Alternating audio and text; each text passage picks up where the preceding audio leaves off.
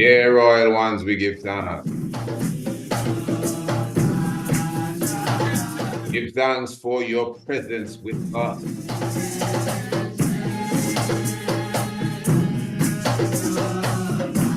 Heart of celebration, Cinco de Mayo. I tell you.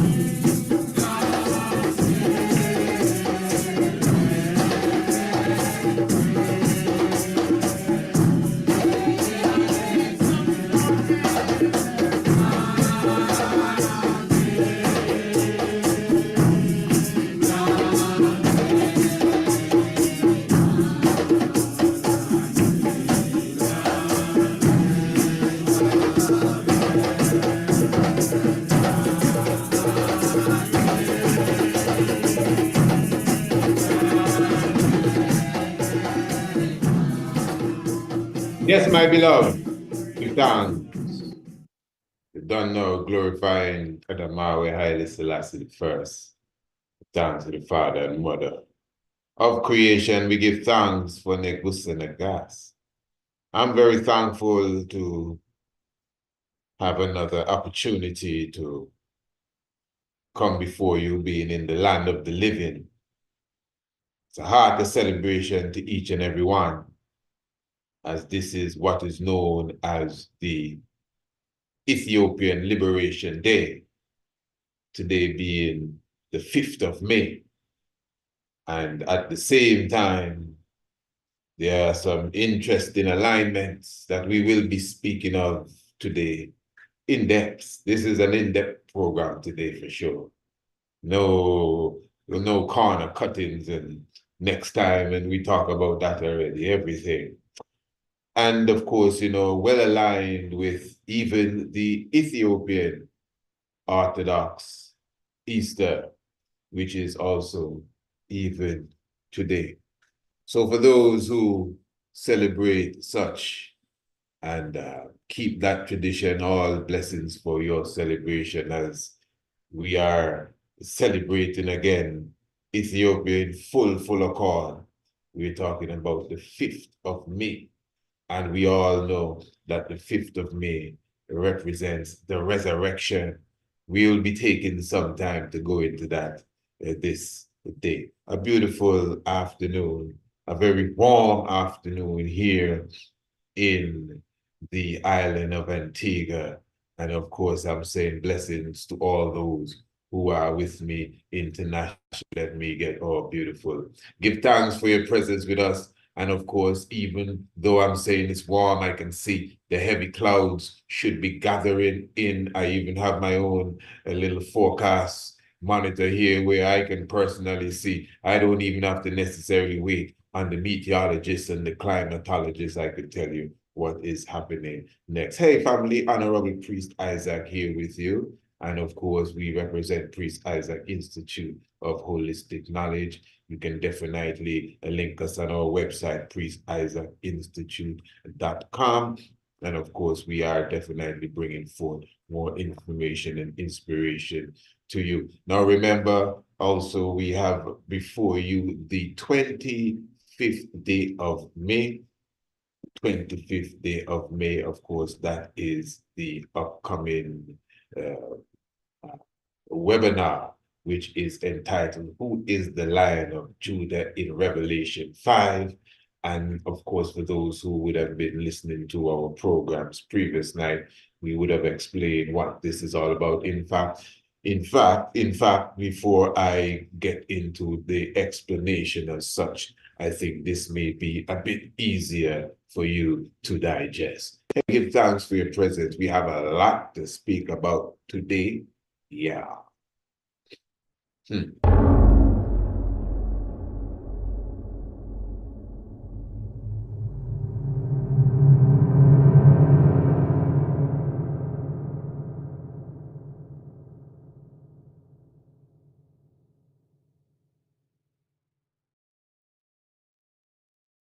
Saturday, the 25th of May.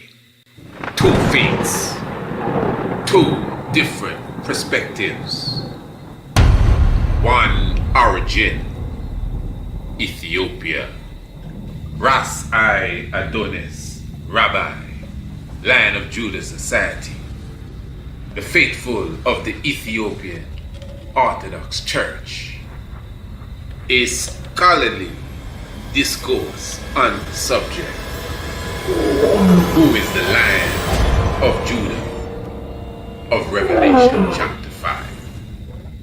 Get your tickets today. Oh, beautiful family. And I myself, I'm definitely looking forward to that event. And that will be on the 25th day of May 2024. And as I said, that will be a sit down and a university-like discourse. Now, for sure, we will be giving each individual, as you saw, it will be our honored our honored colleague, Ras I. Adonis, who will be making his presentation on who is the Lion of Judah. And then afterwards, one of the members of the Ethiopian Orthodox Church will be doing the same. And of course, as I said, I cannot tell you exactly who of the church, but I'm sure, I have no doubt that it will definitely be a wonderful presentation on that afternoon. Many things to be said about that. I just want everyone to make sure you secure your spot.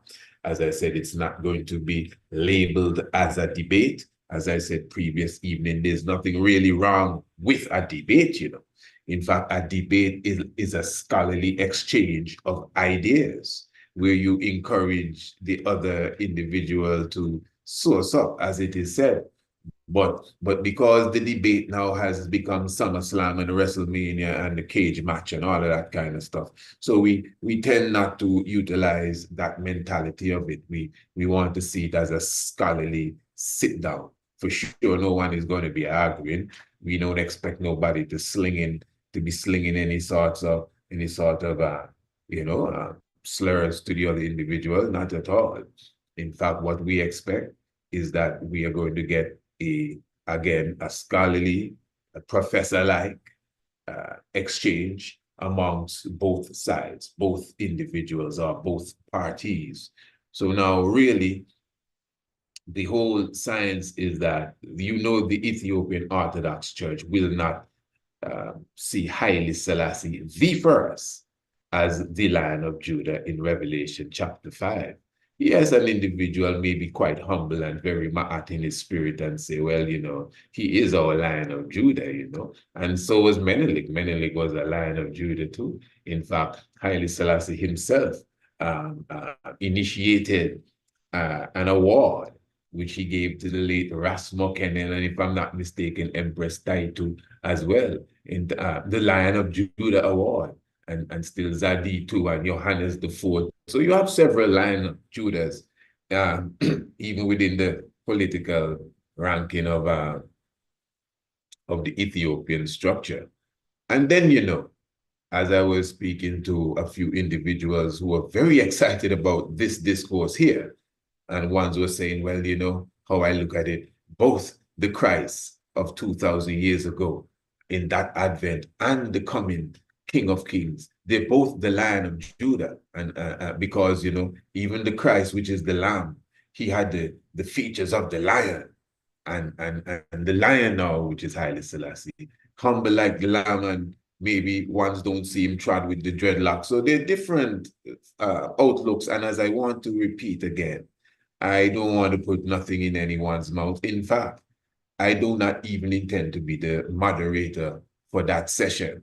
I'll be right there, of course, has to still be supreme overlooker of the whole event, But at the same time, I will be in the student's seat, just listening and learning from two individuals, which I know are definitely packed with the resources to bring us such a good presentation, which I do expect. So for sure, it can't be two people.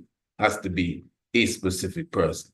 The book of Revelation says that a man was sitting on a throne, and I'm not really quoting it word for word, but I'm telling you what I gather. A man was sitting on the throne, and he had a book in his hand that was sealed up with 7 seals. I'm assuming he was the one that sealed the book too. And people were saying, like, wow, who's gonna open this book? At least the author of Revelation was saying, who? I mean, nobody in heaven, nobody in earth, not even on the earth, nobody can be found to open this book and to loose the 7 seals thereof. So I mean, man said he started to cry. And one of the elders tell him, what's wrong with you? Hey, bring some tissue paper for me here. Blow your nose, man. Come on. Dry up your tears. Didn't you understand the prophecy? What you talking about, elder? The Lion of the tribe of Judah. Huh? The root of David. Very important point. The root of David has prevailed. to take the book and to loose the seals thereof. Yeah, you check it. But what's interesting about that story, that the lion didn't come and take the book. I mean, well, hey, hold on. Hey, take it easy. Take it easy. At least the way that it is written. Maybe you can say it was the lion in interpretation, because according to the book, a lamb came, and this lamb had 7 eyes. You want to hear more? The lamb had 7 horns. Yeah. And the book gave you the interpretation. It represented the 7 spirits of the Most High. And this lamb was the one that came, not the lion. Again, interpretation might say that the lamb is the lion. I'm not putting no ideas in nobody's head or no words in no one's mouth. I'm just looking for a very scholarly discourse. I definitely will not be trying to give my opinion on that day. I will be in the question and answer arena. I will only come in, obviously, if I have to come in, to make sure that everything is balanced. But I expect the good brothers and their team, because I know it's a teamwork here, will bring forth that knowledge for us. And make up your mind that you'll be in like a university type of setting. That's what we're looking for. So that will be on the 25th day of May, 2024. I know some people are listening saying, but priest, where you going with the lamb and the lion? Give us the rest, man. What you want? My opinion? You know my story, man. I don't want to go in. You're going to hear my story in a moment. In fact, just give me a moment there. So on the 25th day of May, it will be 7 p.m. That's a Saturday evening, 7 p.m. in the evening. We may spend about 3 hours together, or maybe about 2.5 hours on this. And as I said, the way it is set is that each individual will have a 30-minute time frame with PowerPoint, to express themselves. If a person doesn't want or don't think they need PowerPoint, it's up to them. Their point may be so powerful that it's on point that they don't need no PowerPoint. Give thanks. But I would recommend, and of course, to at least not only to keep the attention of the audience, but to give more clarity to whatever points you're making, because we are looking to see who is the Lion of Judah. Okay, the Christ said he shall send them another comforter. I assume the comforter, or I would tend to think that the comforter is the same Lion of Judah. One scripture says he will be the King of Kings and the Lord of Lords. Again, another individual. Ethiopia has several kings of kings, but I mean, there's a specific one mentioned in Revelation chapter 19, I think, verse 16, the kings of kings and the Lord of lords. So I would tend to, follow up on the whole idea that this kings of kings must be the same Lion of Judah. What do you think? Oh, you think it's somebody else. And this Lord of lords would be, the same Lion of Judah and the same comforter. They should be all one. Or you think it's maybe another individual. All right. Well, let's stick to the point. Who is the Lion of Judah in Revelation chapter 5? I know I'm talking and going and going and going. I'm just putting ideas in your head. All of that's a part of the teachings. We're here to teach. Yeah, that's what it is. Now, remember for sure, family, just for your information, that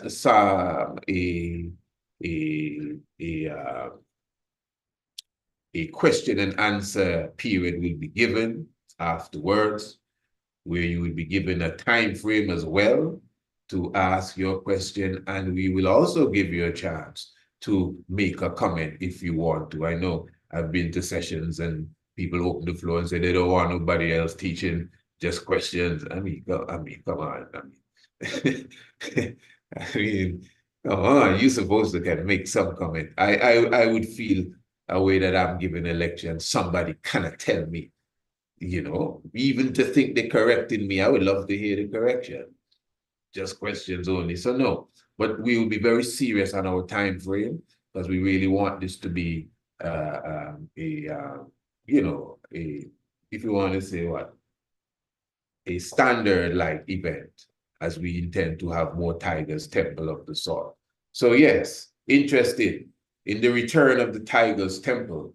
The subject is who is the Lion of Judah in Revelation chapter 5. We're sticking to that. All right, very good. Now remember for sure the e-tickets are only $20, Royal Family. And remember that a percentage of this proceeds will go towards the very same Ethiopian Orthodox Church. Remember once again that they are still raising funds for their grounds, the St. Mary's of Zion grounds in Bendels, in Antigua. In fact, according to the news, a man got murdered in Bendels last night.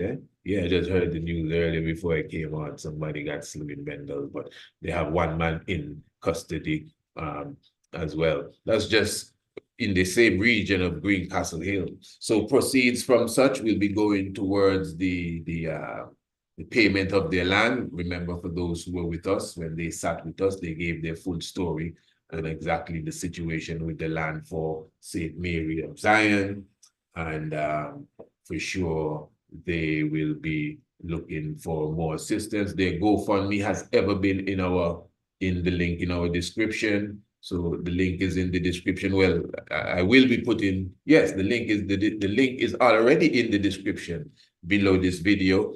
It is a GoFundMe link for the Ethiopian Orthodox Church, and it is for raising funds towards the land that their church is already on. They have a beautiful church situated there, and of course, the land that they have, because they were kicked out of their, not kicked out really, they had to leave. I don't think I should have said it like that, but they had to leave their previous spot. Pardon me. They had to leave the previous spot and they got this place, but for whatever reason, you know, something, and they already have a beautiful structure there, you know, in the colors, and they keep their service. I know they had service there today for the Easter and everything, but they're still somewhat struggling, I must say, to raise the funds. Cannot give you the exact figure off my head, but of course, when the brothers come with us, because they're scheduled to be with us even before this event on the 25th of May, we will surely refresh that topic again.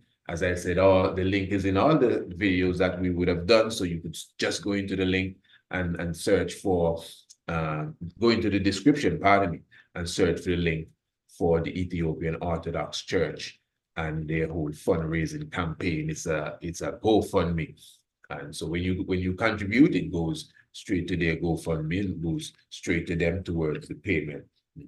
So again, just for your knowledge, that proceeds from this event will be also going towards that initiative as well, and other initiatives, you know, the works that we must do. So if you get your ticket before, like now, it is only $15, but before the 19th of May, pardon me, it's only $15, but anything after that, it is $20. And of course, you know the whole routine, Preciseinstitute.com, all the links is in the description below. Everything is in the description below, you know, CashApp, PayPal, you know what to do. And of course, our Gmail, Preciseinstitute@gmail.com. All right. Yeah, don't worry, man. Hey, we have a lot of time here. I hope you have time because it's a next challenge. This is Chalice Talk here with you again.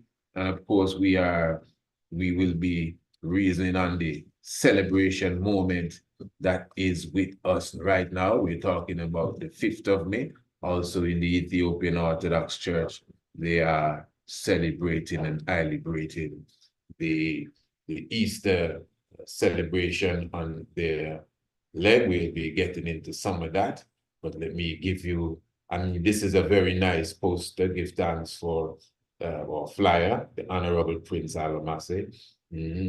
Quite nice, I mean, very nice. Yes, I don't want to take anything away from it, but this is nice. But the video, yeah, that is what rocks. Yeah, family, give thanks. Don't go anywhere.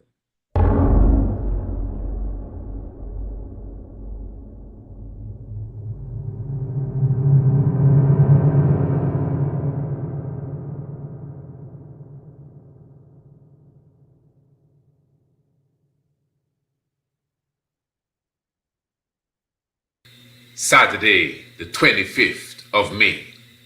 Two faiths, two different perspectives. One origin, Ethiopia. Ras I Adonis, Rabbi, Lion of Judah Society. The faithful of the Ethiopian Orthodox Church. A scholarly discourse on the subject. Who is the Lion of Judah of Revelation chapter 5? Get your tickets today.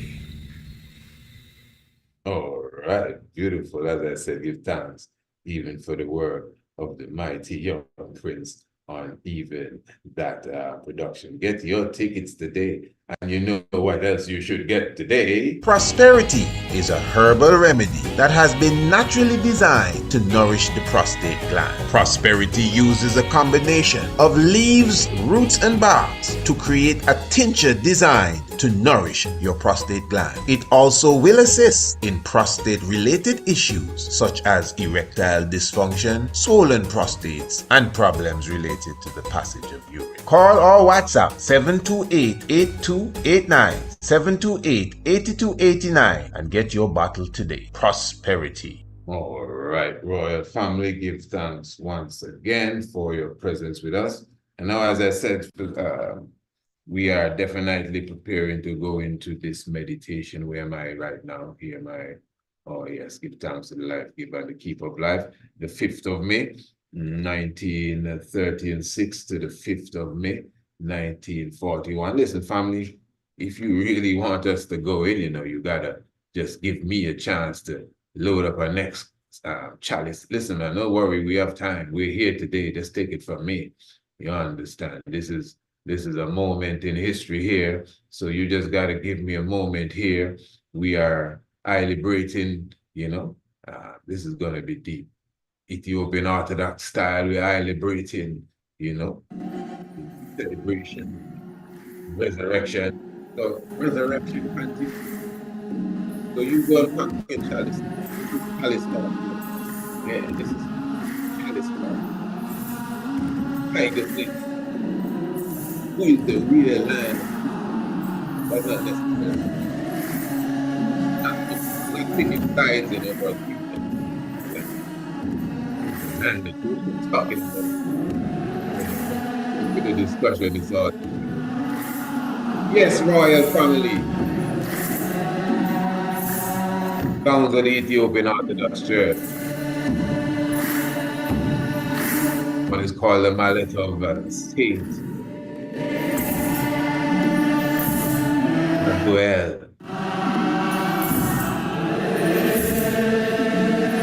Take it in.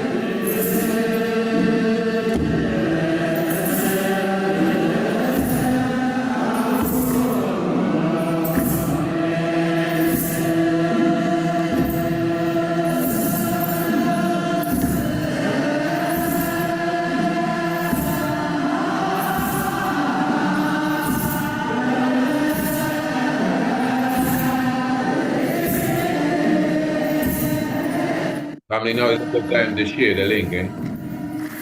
Trust me. Now is a good time to share the link. Now is a good time to press them thumbs up. Listen to this rhythm here.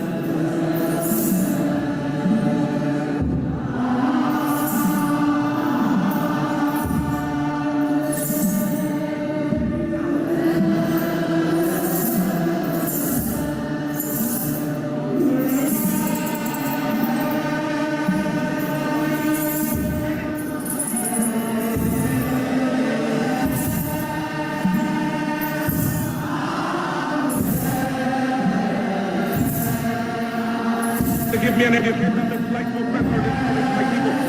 Because whatsoever education I acquired out of their sacrifice of over 300 years, I shall use for the salvation of the 400 million black people of the world. And the day when I forsake my people, may God Almighty say there shall be no more life for you.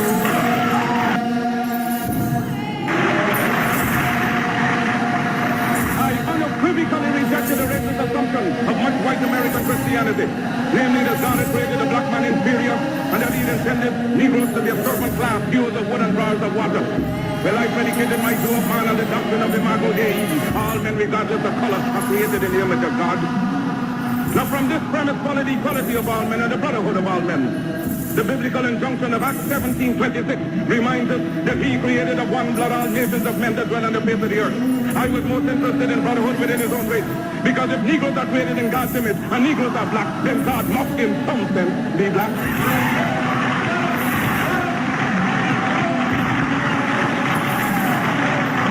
If the white man has the idea of a white God, let him worship his God as he desires. We have found a new ideal, because whilst our God has no color, and yet it is human to see everything through one's own spectacles, and since the white people have seen their God through their white spectacles, we have only now started to see our God through our own spectacles. But we believe in the God of Ethiopia, the everlasting God, God of Father, God of Son, God of Holy Ghost, the one God of all ages. That is the God in whom we believe, but we shall worship him through the spectacles of Ethiopia. For 250 years, we have struggled under the burden and rigors of slavery. We were maimed, we were brutalized, we were ravaged in every way. We are men. We have hopes, we have passions, we have feelings, we have desires just like any other race. The cry is raised all over the world of Canada for the Canadians, of America for the Americans, of England for the English, of France for the French, of Germany for the Germans. Do you think it unreasonable that we, the blacks of the world, should raise the cry of Africa for the Africans?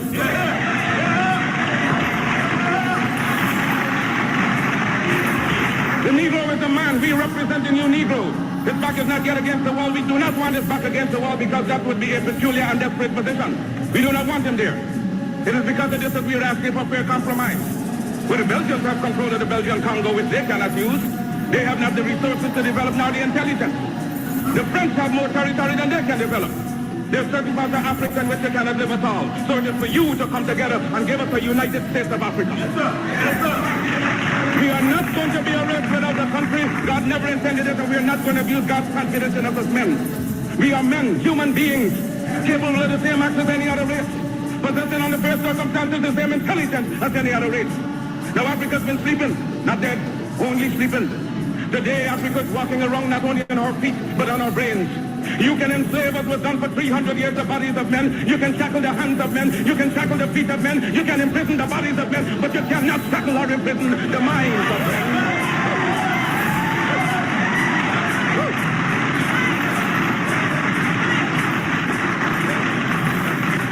Dive down, black men, and dig. Reach up, black men and women, and pull all nature's knowledge to you. Turn ye around and make a conquest of everything, north and south, east and west. And then when you have wrought well, you will have merited God's blessing. You will have become God's chosen people, and naturally you will become leaders of the world. And as you bow down to the white man today, so a lot of races bow down to you and call you a race of masters because of the superiority of your mind and your achievements. Because no race has the last word on culture and civilization. They do not know what we are capable of. They do not know what we are thinking. They're thinking in terms of dreadnoughts, battleships, aeroplanes, submarines. You know what we're thinking about? That is our own private business.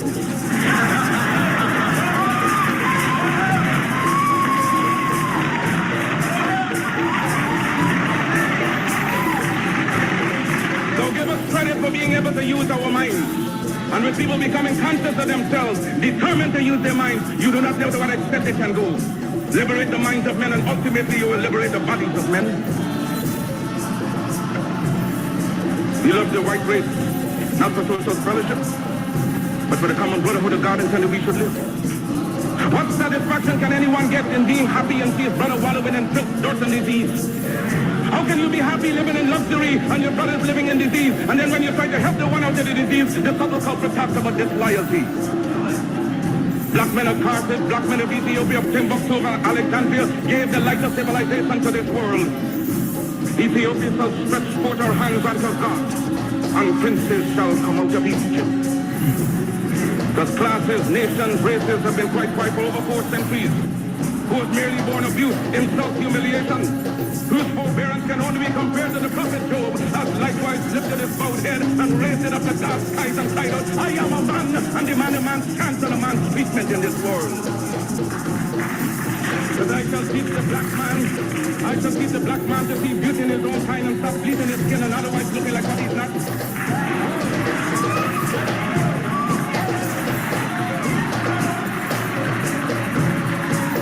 Back in the days of slavery, race miscegenation had occurred because the African woman had no protection from the slave master. Therefore, there is no need today for black people to themselves freely continue to practice the maximum of the slavery. Instead of the race problem will be solved through higher education, through better education, and black and white will come together, that they will never happen until African release.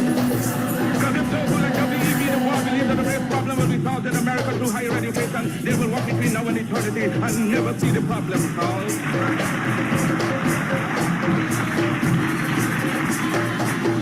God made man Lord of his creation, gave him possession and ownership of the world. And you have been so darned lazy that you have allowed the other fellow to run away with the whole world, and now he's bluffing you and telling you that the world belongs to him and that you have no part in it. I don't have to apologize to anybody for being black, because God Almighty knew exactly what he was doing when he made me black. If black people knew their glorious past, then they would be more inclined to respect themselves. Yes, you heard of Johnny Walker Red and black. Well, he had his adversities, but he's still going strong.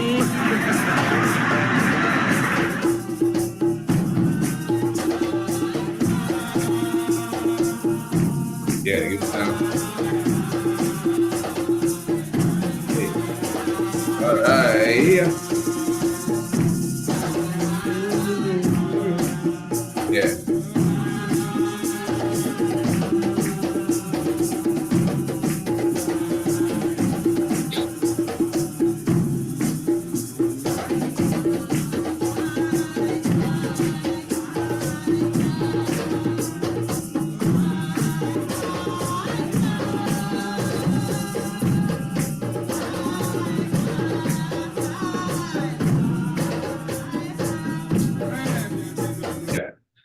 Yes, Royal Family, give thanks once again. Thanks to the moment and your patience, and give thanks to the melody, and just, for your concern that, that was fully authentic there, just off of the head and the synergy that we just expressed, So, as I said, we're celebrating the 5th of May, and the 5th of May is considered in Ethiopia as Ethiopian Liberation Day.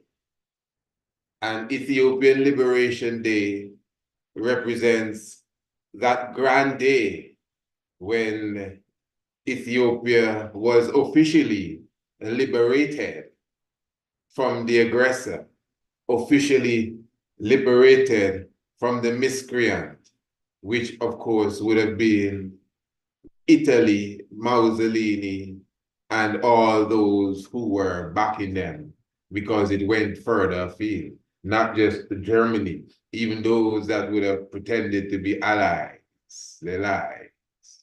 And, so the 5th of May, 1941, very significant day. Of course, anyone that is around the Tiger's Nest, that is something that you are quite familiar with.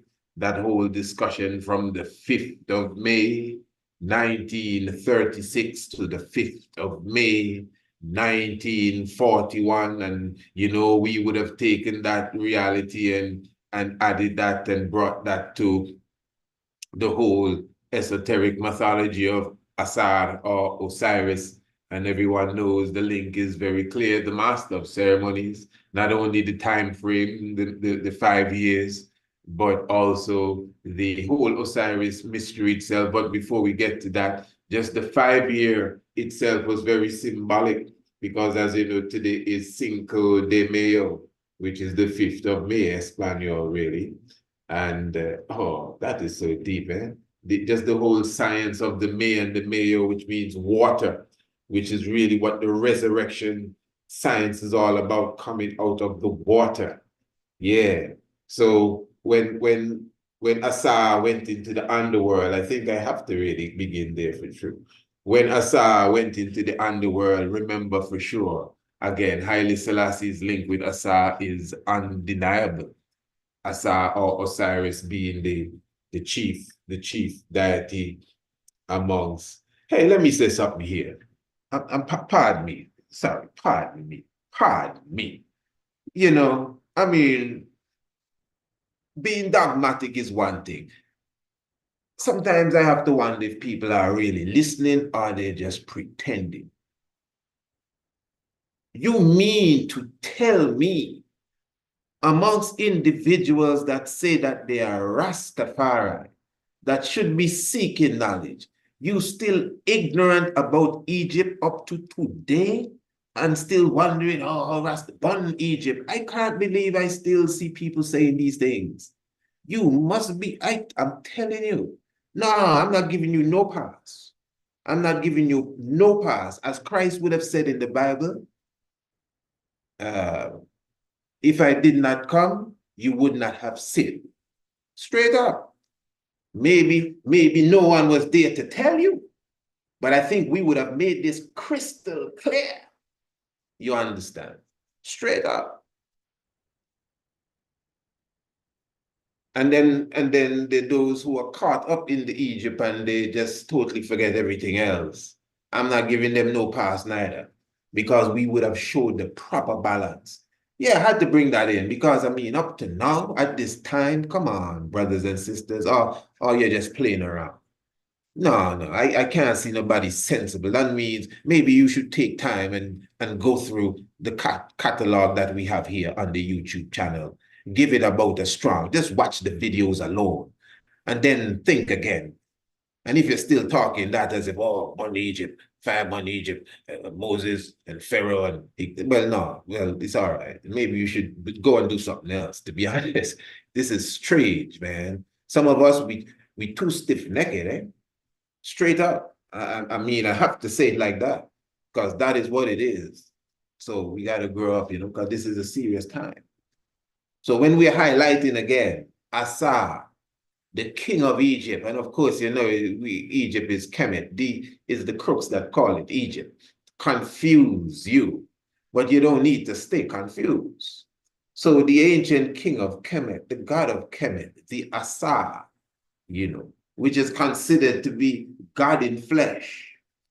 All of this science is going back tens of thousands of years before the birth of Haile Selassie I, before 1892, let me say, AD. And so this concept of this Asa being God is nothing strange.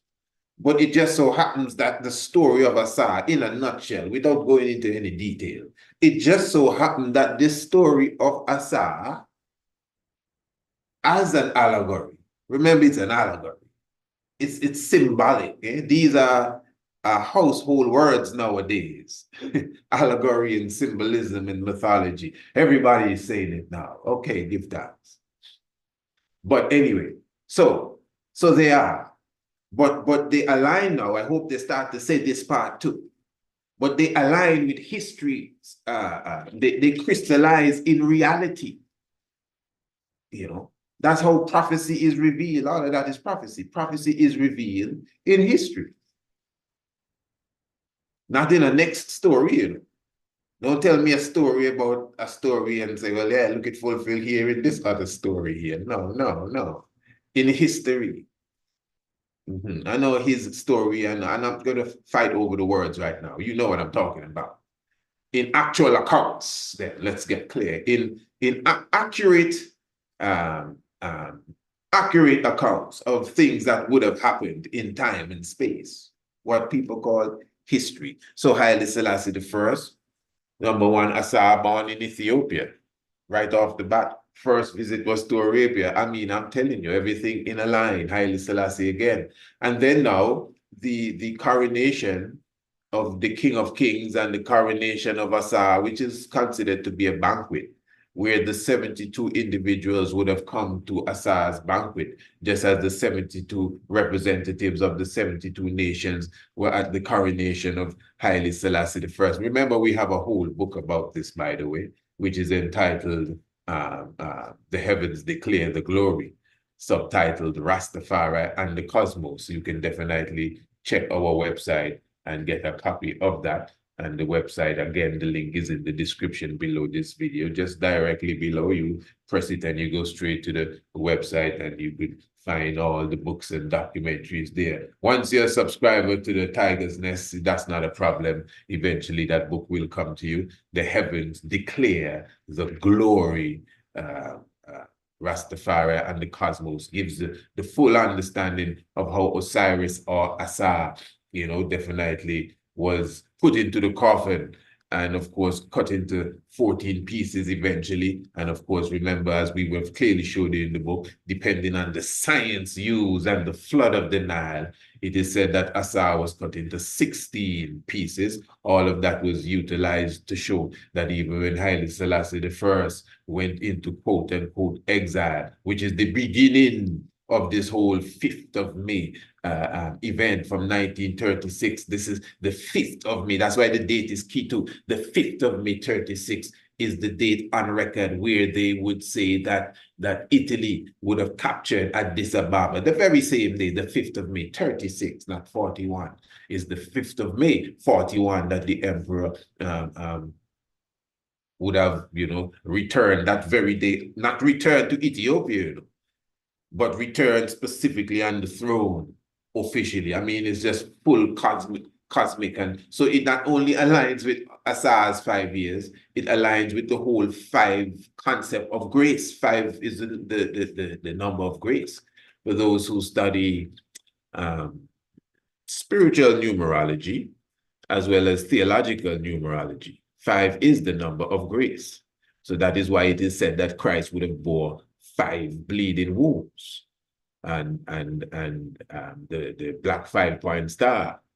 So again, the 5 again comes straight in where you see May, the 5th of May, the 5th day, and May is the 5th month, and it is exactly 5 years apart. So you see all the 5s line up there.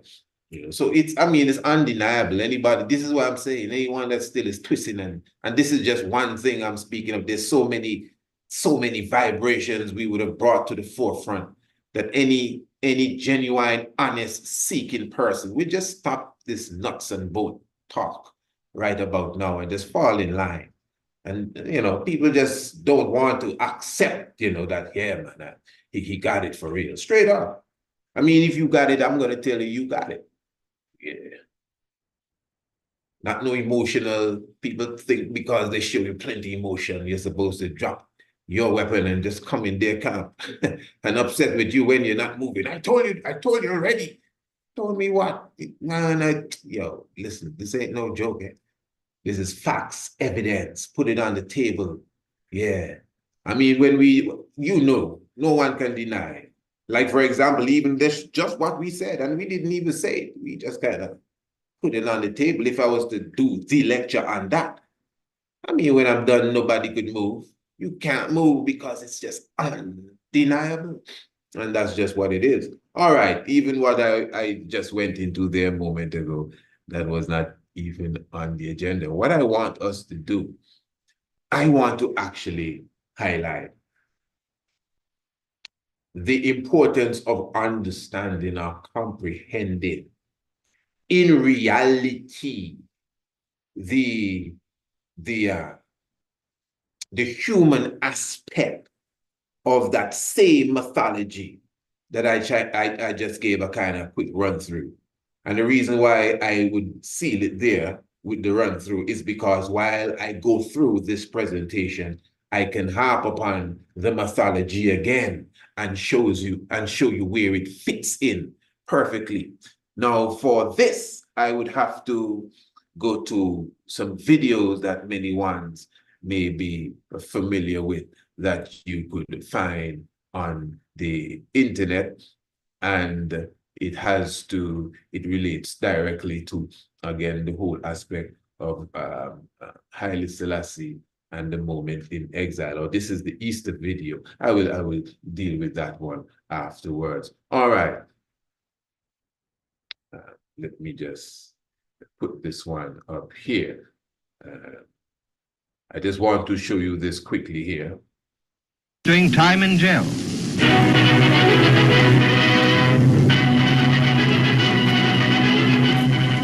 Into the harbour of Gibraltar steams HMS Cape Town and lands the Negus, who is to stay here at the hotel for a few days on his way to England. Entering the Rock Hotel, the Emperor discards his bowler hat for a trilby and walks around serenely. Ras Casa follows him with the Crown Prince and the Princess Tsahai, the one member of the family who speaks English well. The Negus himself looks thin, but you may observe that his beard has by no means turned white, as some correspondents affirmed. Movietone had many opportunities to obtain... All right, I know what some of you are saying, but it's all right. I'm moving with the spirit. Now, I just want to highlight this quickly before I take this one off, right? So this is when the emperor is on his way to London. I want you to follow this good. This is very important. Now, just observe this. Before I comprehended or understood what was taking place here, I would have seen this picture, and I would have always said to friends and, you know, and even as a radio host, that there's only one picture that I've ever seen of Haile Selassie literally leaning up on something. There's another one, but it's still not like this.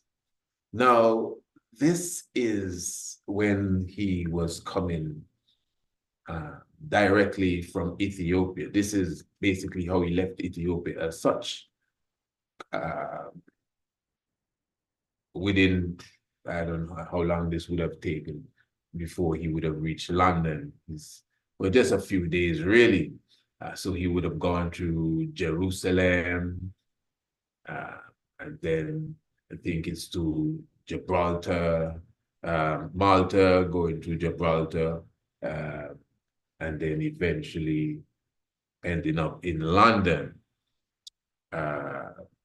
So this is the king just before entering into London. Now, if you know, and I will show you a scene quickly in a moment, when he arrived in London, there's a famous picture where this very same attire, where the king would be wrapped literally as if the arm was wrapped inside. I'm sure many of you would have seen that. The point I'm making is, at this time, the emperor was under some serious pain. He mentions this in his autobiography. This is what I'm saying. I think this more than any time, you know, that, you know, he was under his most severe levels of distress when it comes to pain. This was just off of the battlefield, you must understand. The king was injured. A lot of us not really in tune with this, you know. The Emperor Haile Selassie was injured on the battlefield, fighting against the Italians. When it says they dropped mustard gas here and there, the emperor was one of the victims of mustard gas. That is why in the video, Footsteps of the Emperor, one of the ladies recounts seeing the emperor's hands as they were damaged because of the mustard gas. And I'm just showing you, family, just so you understand. Because you see, the 5th of May episode represents the cross that Christ had to bear for us. You understand? And as you see the king just here in front of the tree, I'm telling you, there's no picture like this one here, where you can clearly see the king lean in, even moving with a cane as well at times. I mean, the king walked with his walking stick, we know that. But I'm trying to show you, this is the emperor's account I'm giving you of his condition at the time. And for even, so in the autobiography, it's just that, well, it's right here. But maybe I'm not giving you it word for word, but the emperor would show you from, as we came to Gibraltar on the way to London, exactly how he was feeling. So now you can see the picture, you can see the video. you could see, you know, where he was and his condition. You can not only sympathize now, you can empathize because you're feeling it, you're seeing it, because this is your king that don't lean up. That's the thing. The king always standing firm, straight. Even when the king is not well, the king is still firm. But this time, I'm telling you, the king coming out of the battlefield in the man. Front line, the front line soldier. That's why his foot was on the bomb. You couldn't be behind, you know what I mean, and get your foot on the bomb in the man. Front line, Haile Selassie, front line. Yeah. So I'm just putting that out, first of all, to sort of give you an understanding of the whole science of sacrifice. Now, I want you to listen to this. This is a video entitled The Lion of Judah. I like to call it The Lion on Judah. But many of you know this is one of them videos where I personally came across this video like in the mid-90s. I had this on one of those VHS cassettes. In fact, the YouTube version sticks right here. I have it where it doesn't stick. And the video itself, I mean, we used to watch that like every day at that time, just looking to hold on to Rastafari. So that video was a stretch. The same Lion of Judah documentary, it's a BBC documentary. Follow me, good family. And why I call it The Lion of Judah, because, I mean, there's a lot in it that is obviously propaganda. The kind of things this fella say. This man say Ethiopia has no mineral wealth. I never hear a lie like that in my life. It's in the video. In fact, we have done a video on that, for those of you who can remember. He says Ethiopia has no mineral. There's no mineral wealth. I say, what? What do you mean there's no Ethiopia? The source of the Blue Nile. How on earth could you be the source of the Blue Nile and have no mineral wealth? Ethiopia has an ever-living volcano and has no mineral wealth. The man said that, the BBC reporter says that in this documentary. There are times in the documentary, you could see he just spike up his propaganda, like just slam, like he didn't put up enough propaganda.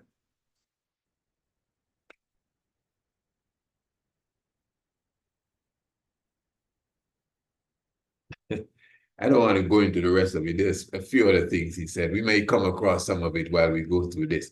But at the same time, the documentary was done in like 1970, 1971. And what he did in the documentary here was to somewhat go over what Haile Selassie went through during the time of the Italian War. And I would say that he painted a precise geopolitical analysis of what really took place. And in his speech, you would hear how he speaks of Haile Selassie being a sacrifice, the sacrificial lamb. You will see.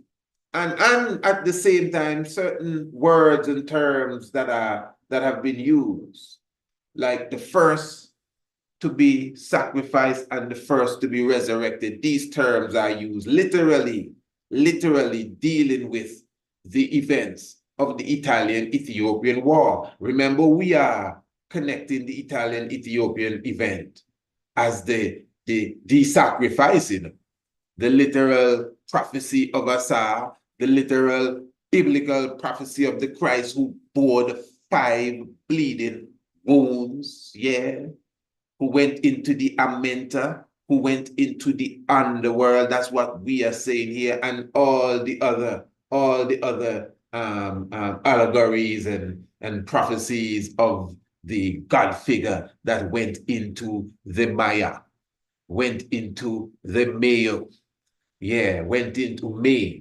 He went in May, And he came out in May, because May represents the water, Maya, May. Maya is the Buddha's mother's name, which is Mary, Miriam, you understand, which is marine, and Miriam. And this is some deep vibration. Eh? So anyway, just follow. We'll get back to all of that. Listen to the words of the documentary here.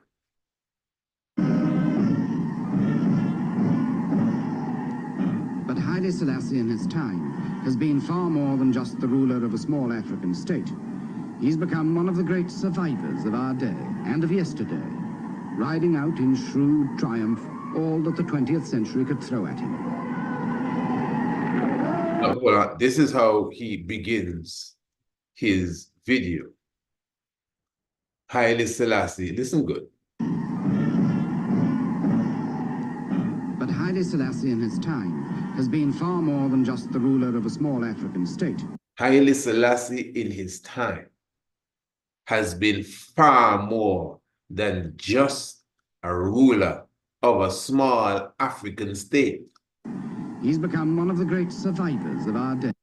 He has become, listen to what he's saying now.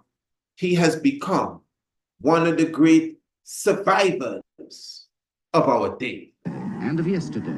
And of yesterday. Riding out in shrewd triumph. Listen, riding out in shrewd triumph. All that the 20th century could throw at him. All that the 20th century could throw at him. Imagine that. No, that ain't no play talk, eh? That's no play talk. That is no play talk. Tell the politicians to listen to that. Tell the preachers to listen to that. Tell the doctors and the physicians to listen to that. Tell the attorneys and the magistrates to listen to that. This is not religion, eh? This is history.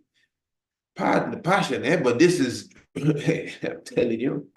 But Haile Selassie in his time has been far more than just the ruler of a small African state.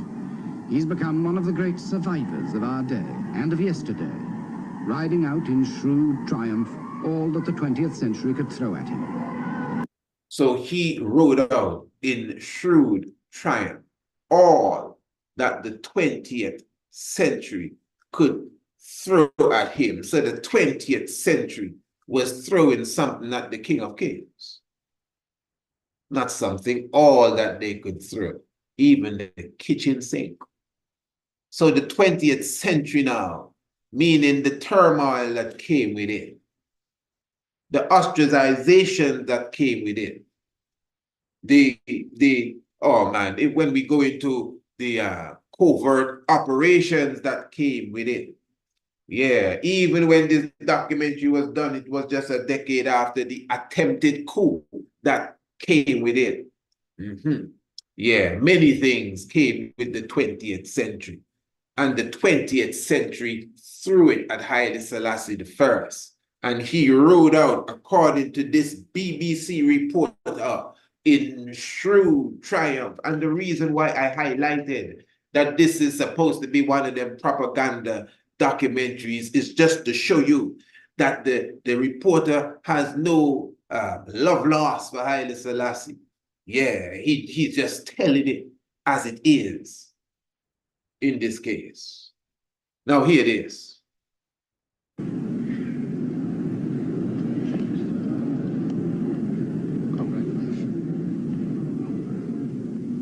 He was probably the first African leader to be treated by white men as an equal, and the first to be sacrificed by them in the name of appeasement.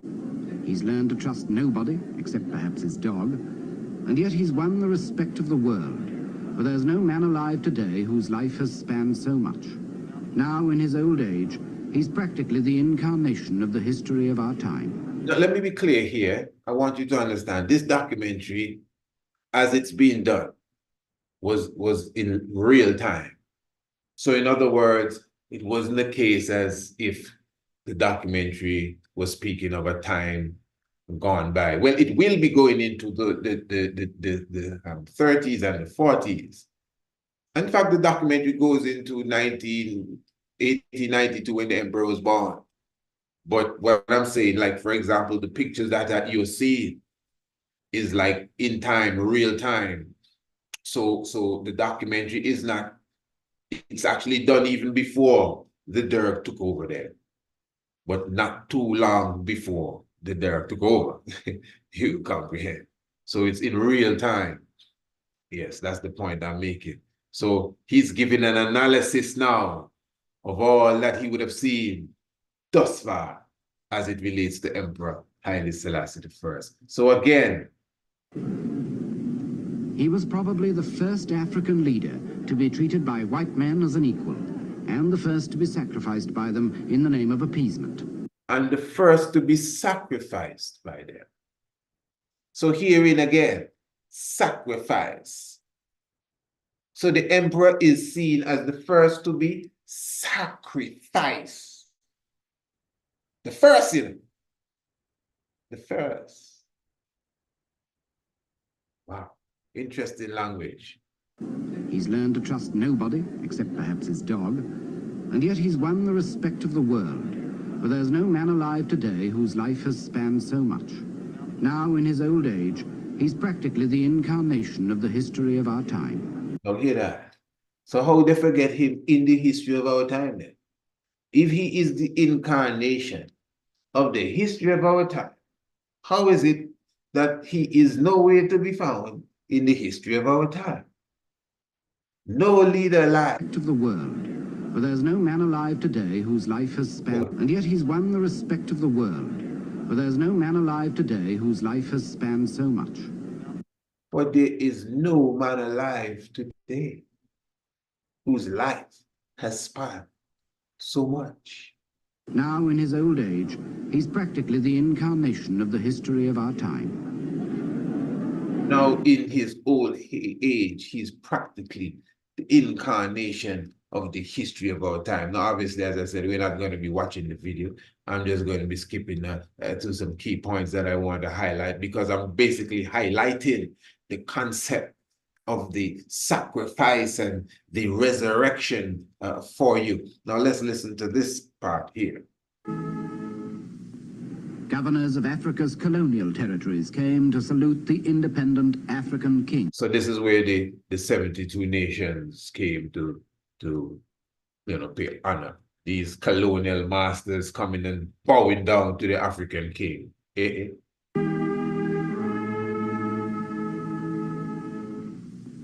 Governors of Africa's colonial territories came to salute the independent African king. His own people poured into Addis Ababa in thousands to pay homage to the new emperor.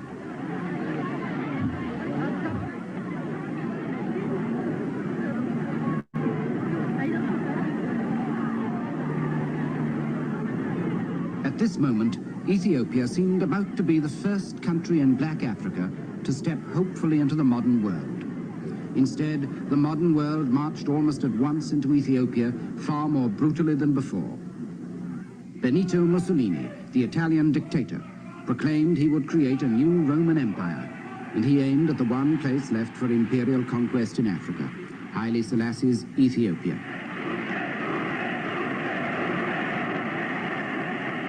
Mussolini's excuse was Ethiopia's backwardness, that same medievalism that Haile Selassie himself hoped to end. He told his soldiers they had a civilizing mission, but his ambitions dragged Haile Selassie straight into the 20th century's new barbarism. Hitler threatened the peace of Europe.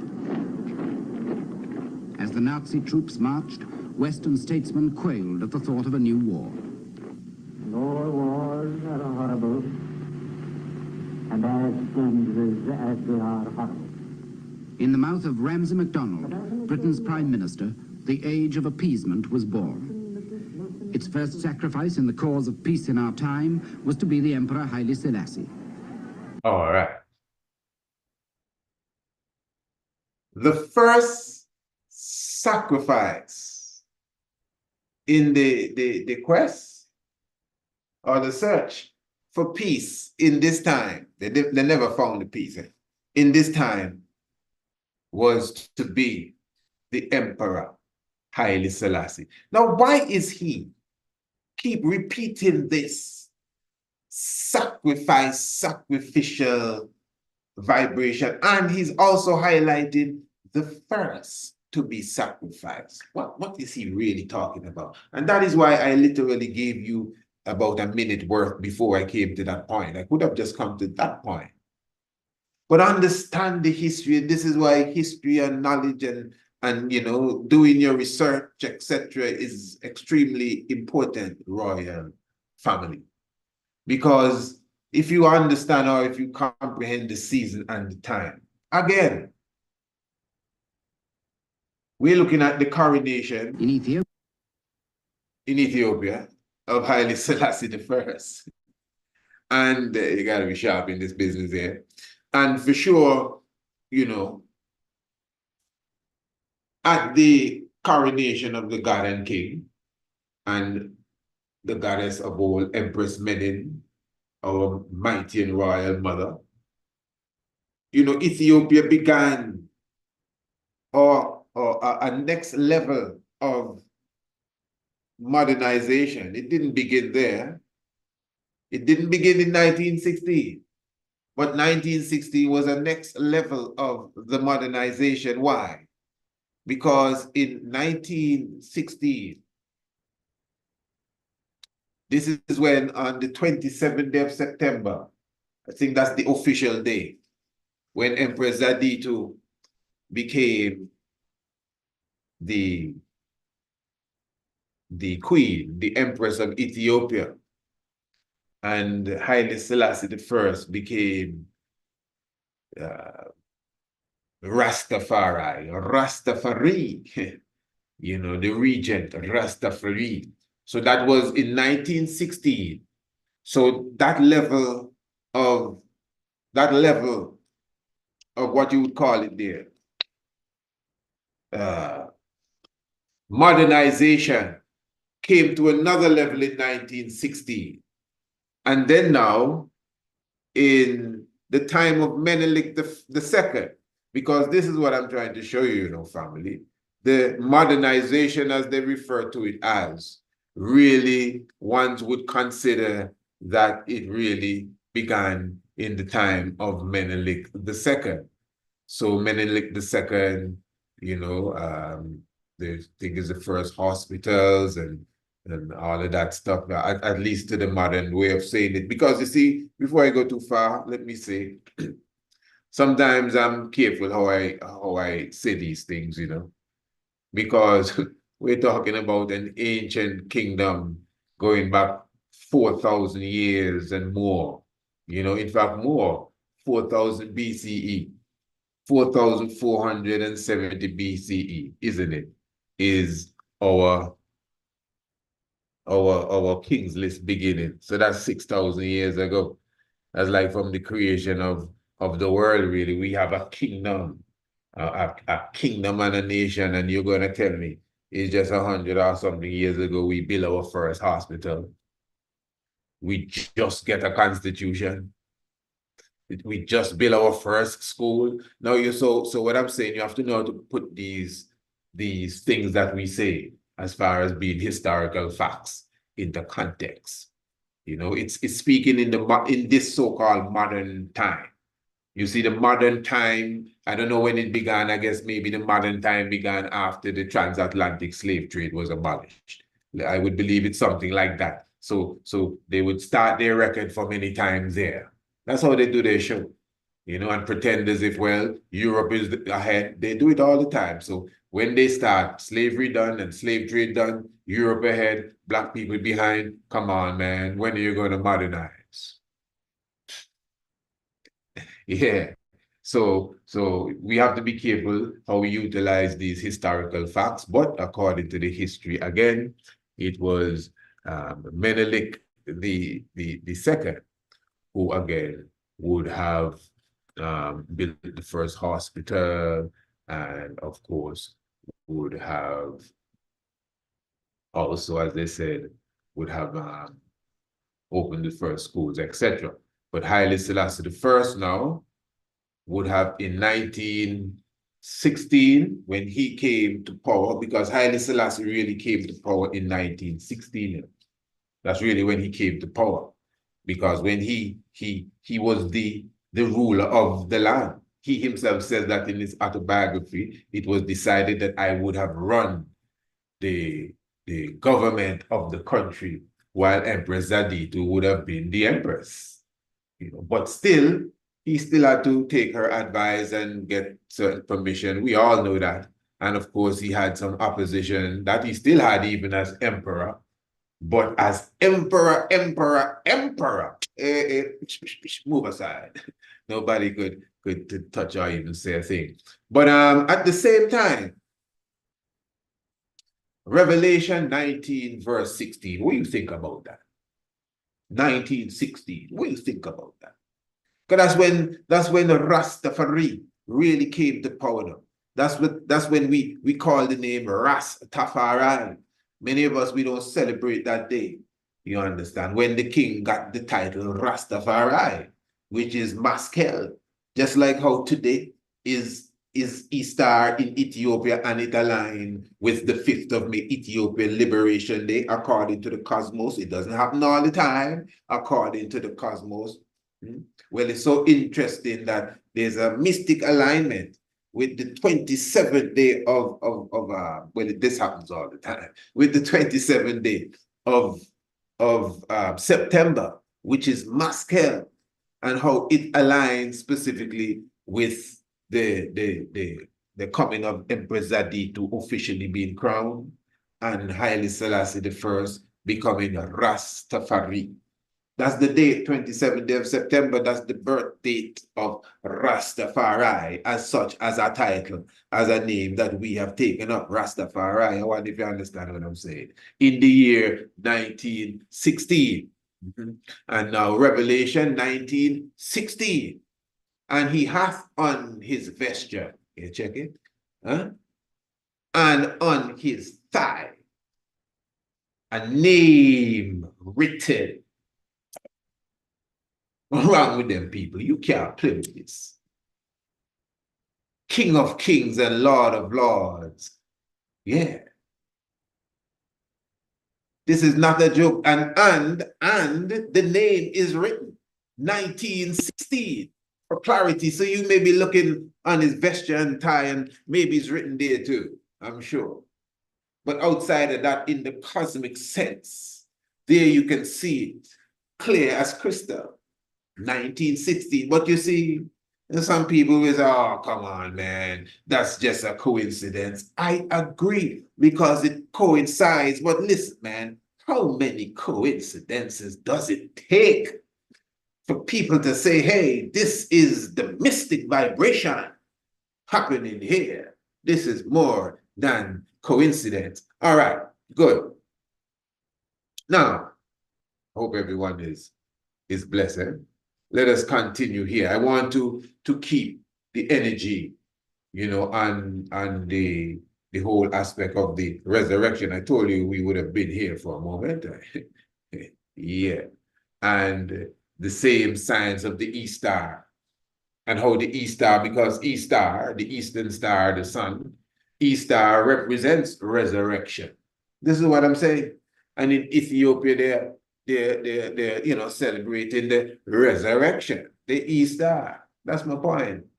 And it's so mystic that the Easter is landed with the 5th of May, which represents the resurrection at the same time as well, for the real Christ, for the real God, for the real Asa, for the real Amanra, coming out of the Amenta, coming out of the Mayo, coming out of the Maya, coming out on the 5th of May.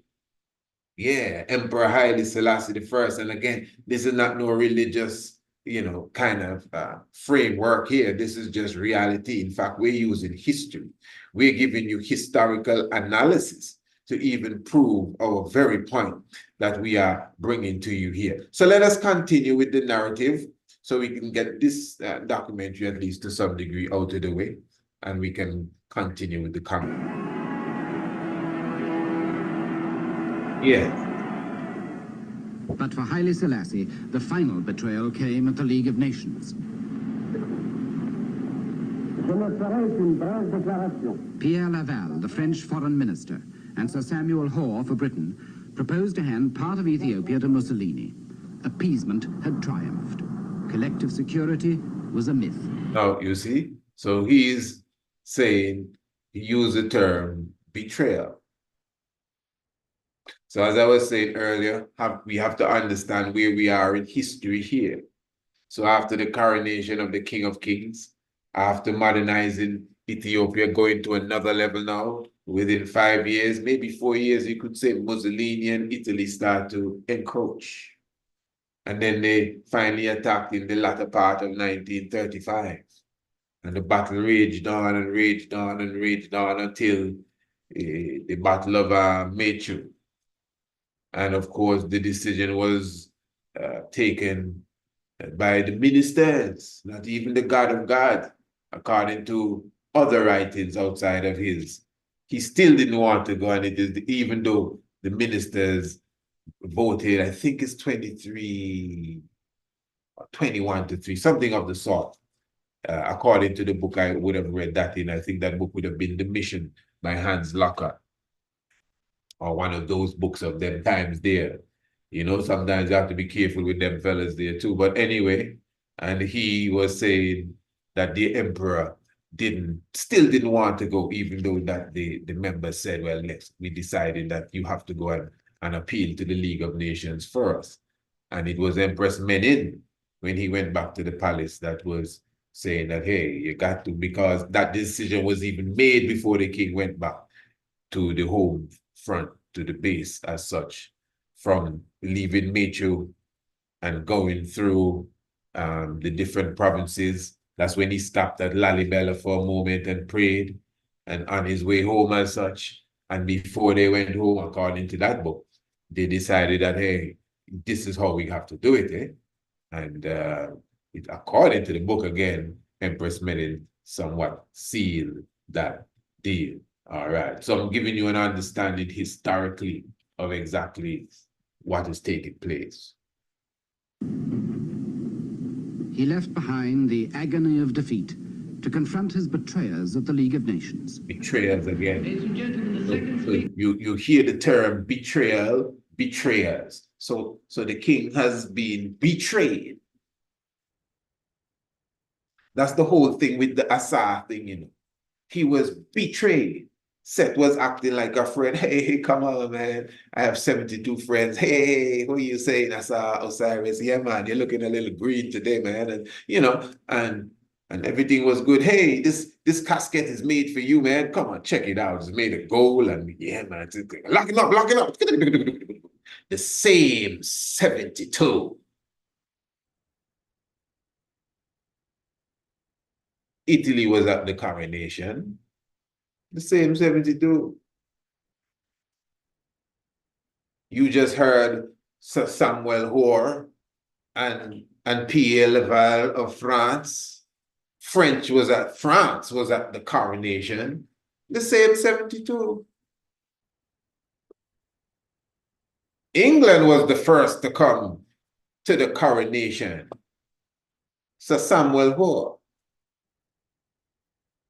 The same 72. So it is the same 72 that betrayed Assad.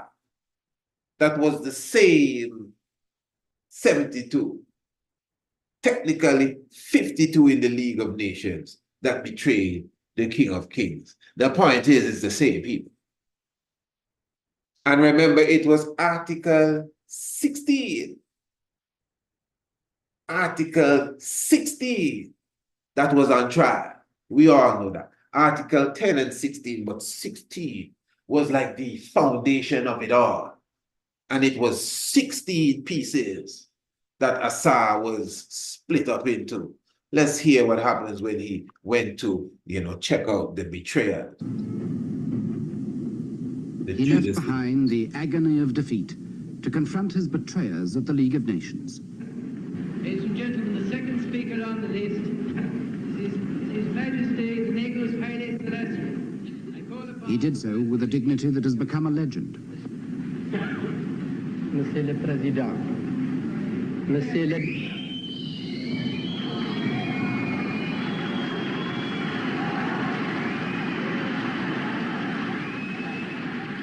The jeers of fascists in the gallery did not stop him.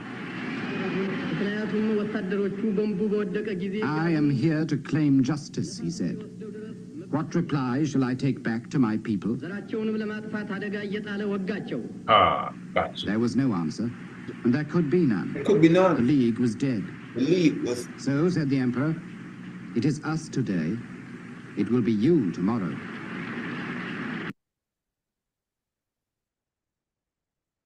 The man said there was no answer. And there could be none. Ha. The League was dead.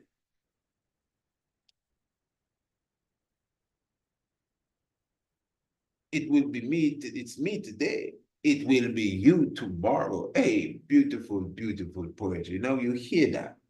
The League was dead. I tell you that this is the stone that came out of the mountain and crushed the 10 toes of the statue of Nebuchadnezzar that was seen in the book of Daniel chapter 2, which that stone is the same Ancient of Days, which Daniel beheld after all the thrones was cast down, most of them, except the throne for the beast, because the beast got a time to prolong for a season and a time.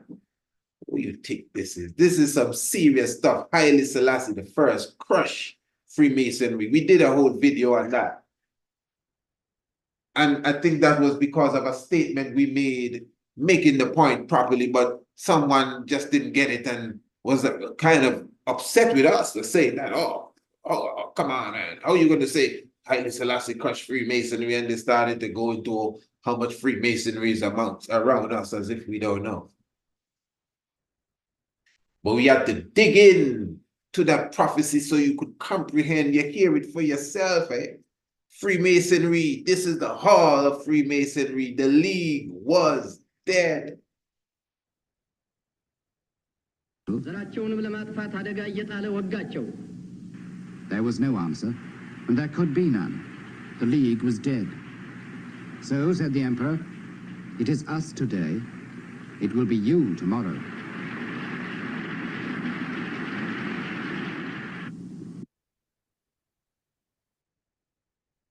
Yeah.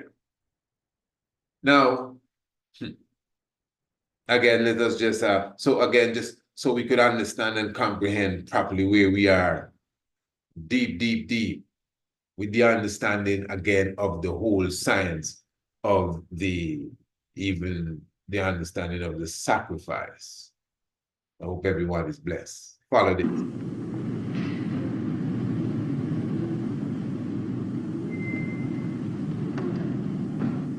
As almost the only independent African ruler after the war, Haile Selassie provided a symbol of self-respect for black men just emerging from white rule. The wind of change had come to Africa.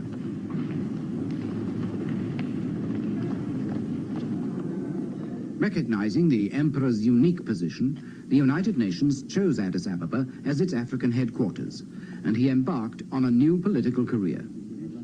The age in which we live, Your Imperial Majesty, is an age of paradox.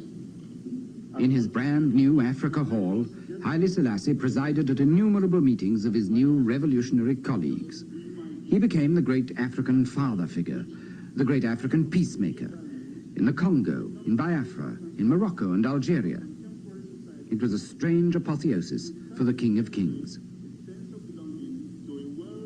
He didn't always succeed, but his voice commanded respect, because he alone in Africa had been both victim and victor in the struggle against colonial rule.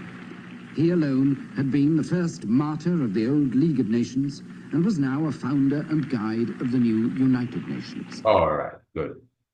So you could see they're highlighting Haile Selassie the first. You know, that's what he said at the beginning. That's why he said at the beginning, you know, nobody in this time has spanned them generations like the God. No man alive. No one alive has spanned the generations like the master. He is the embodiment of our time.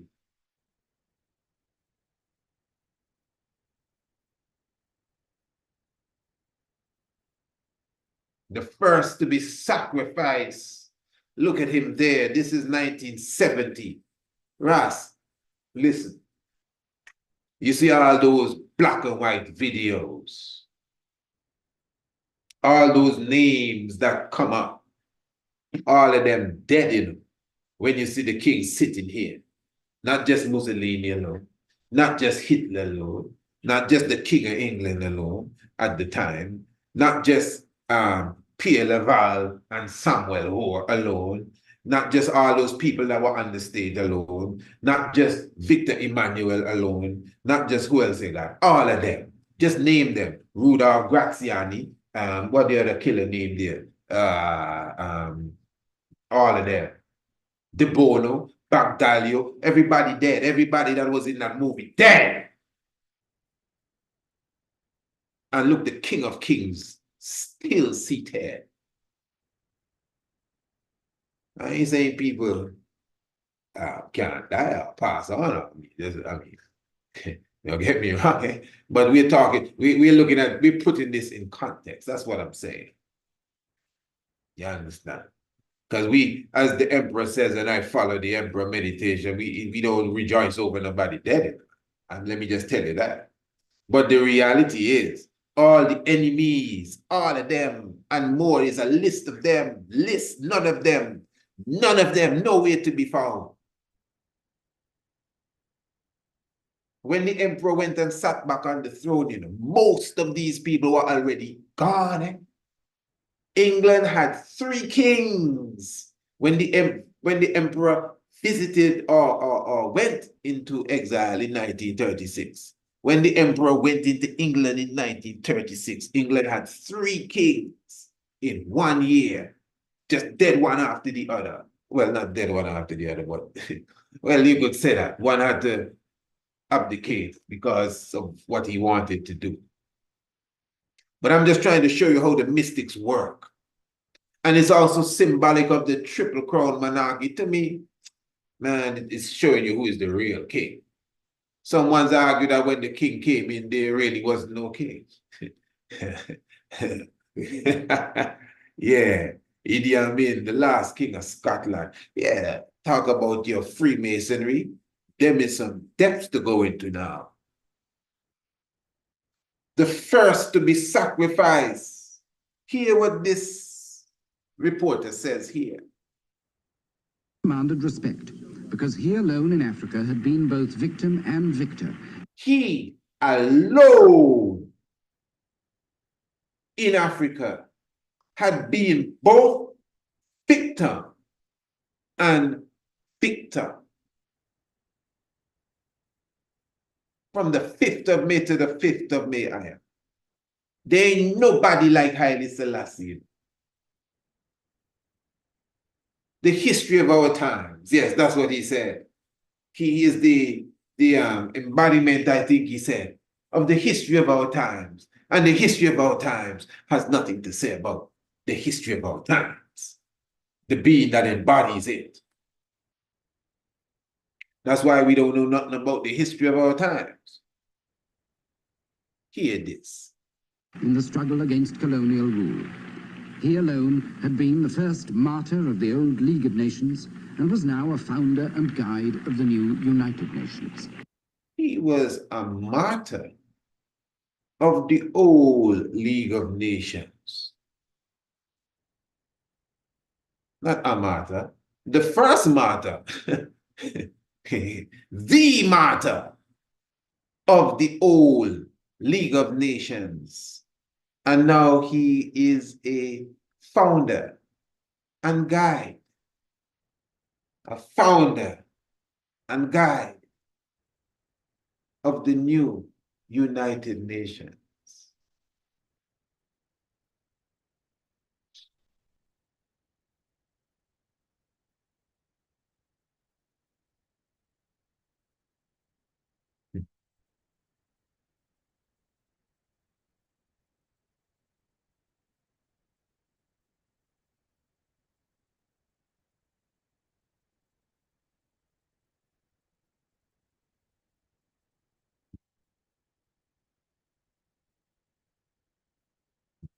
Rastafari. Yeah. Now, what I want to highlight here. So this is the end of this documentary here. We have a lot more to cover, you know. I hope you are okay. I hope you're blessed. And because some mystic things are taking place in the heavens as we speak. I don't think you want to miss that. Remember, today is a special day. I don't think you want to miss that. So, all right. So just get comfortable. Let me see how my chalice is looking. All right. You might have to give your brother a chance to take another draw, you know? All right. Now, at this part here now, he's going to say Haile Selassie is a, I'm going to run it for you and you will take it in first. Yeah. Haile Selassie is a lonely man now. His wife, 2 sons, a daughter are all dead, and though others remain to keep him company now and then, the essential solitude of his life on the tightrope of power must grow more oppressive every year. On one side, there's still the old Ethiopian world of feudal power and tradition. On the other, there's the new challenge of his own reforms, the educated youngsters and the modern army officers who want the world and would like it now. They're the upper and nether millstones which have ground many a good man exceeding small, especially in this century. Now, again, I'm telling you, very beautiful poetry. And you could be taken in with the poetry and don't even know what the man is saying. All right. The solitude of his life on the tightrope of power must grow more oppressive every year. All right. I wouldn't start from there. Let's start from here. Let's get what he's saying good. On one side, there's still the old Ethiopian world of feudal power and tradition. On one side, because he said earlier, he's on the tight rope. Yeah, walking on life, yeah. So on one side is the old feudal tradition of Ethiopia, you know, the feudal lords, etc. They're still there.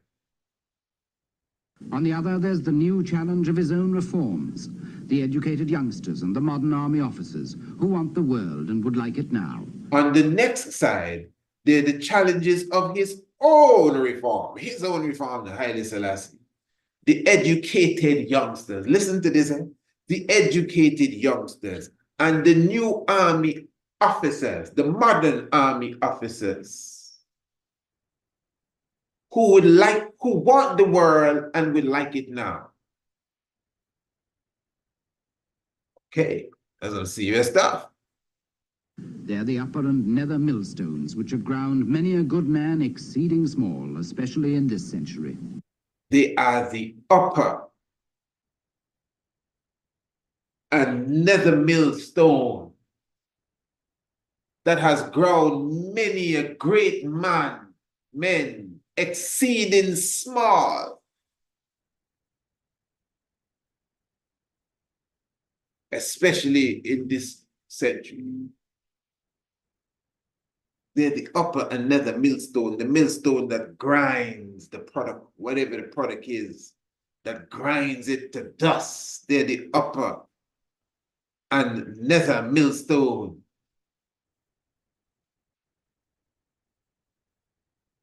That would have grind many a great leader exceeding small. I think he says exceeding, not exceeding. Especially in this century.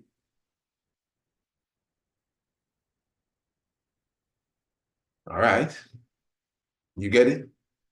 All right. So the modern army officer, the young educated children, the old people that want to keep things the old way, and this and that and them is the people that grind leaders to dust and throw them away and throw them out.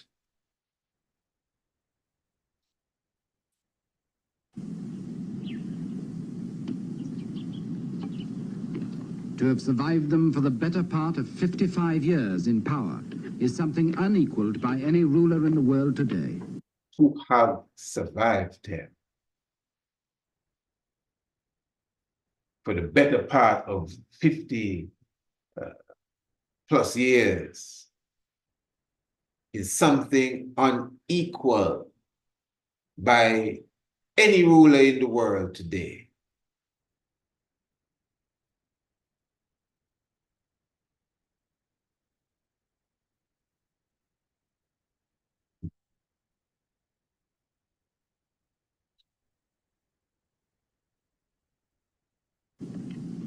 No wonder the Lion of Judah has become one of the living legends of our time.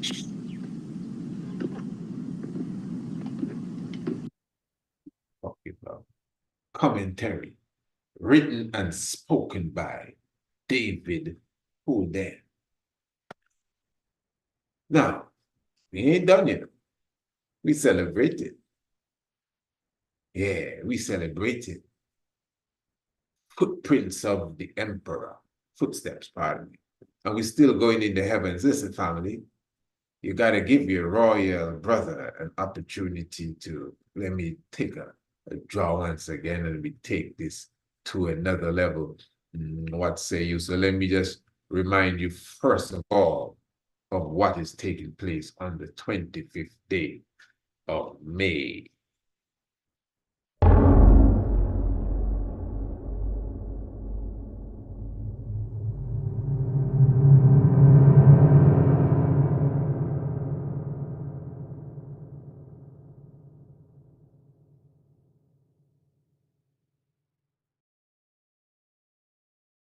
Saturday, the 25th of May.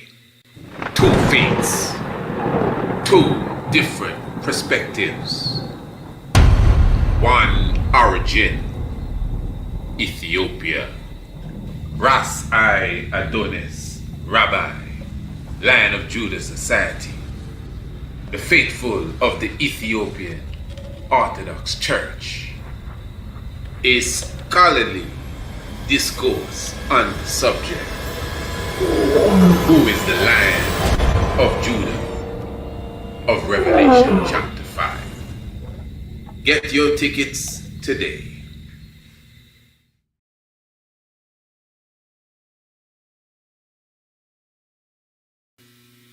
Family. I mean that family.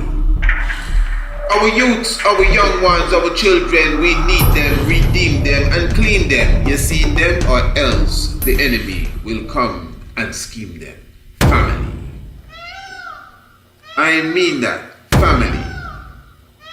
Education for the nation that's full of salvation, biology, astronomy, and African theology, geography. Family. I love that. Family. Whatever the age or the stage, that youth will be engaged with tutorials, activities, and videos from the studios of the Priest Isaac Institute of Holistic Knowledge. Family. The International Homeschool Program is designed and recommended for all ages. The psychological state of our children is very important, especially in the environment that most of us live in. The International Homeschool Program provides online classes, activities, and videos that are fun for the youth and edifies them of their African heritage as well as the higher sciences. To enroll your family today, visit www.priestisaacinstitute.com, go to the main website, and search for Youth Corner. Or you can email priestisaacinstitute@gmail.com for a course sample. Thank you, thanks.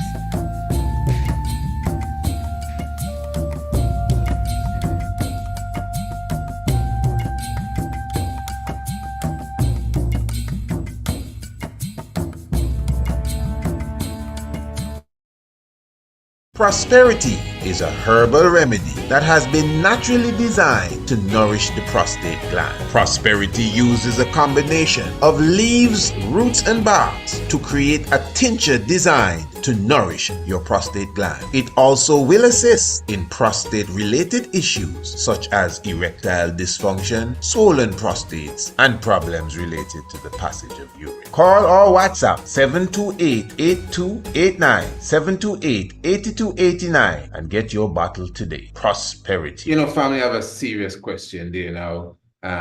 It's not necessarily about the your prostate or prosperity, but hey, you should make sure that you get your prosperity today without a doubt, as you could see for sure, designed to fortify the prostate. Don't wait until things are going wrong. Trust me, this will definitely keep things right. And just visit the website. The link is in the description below.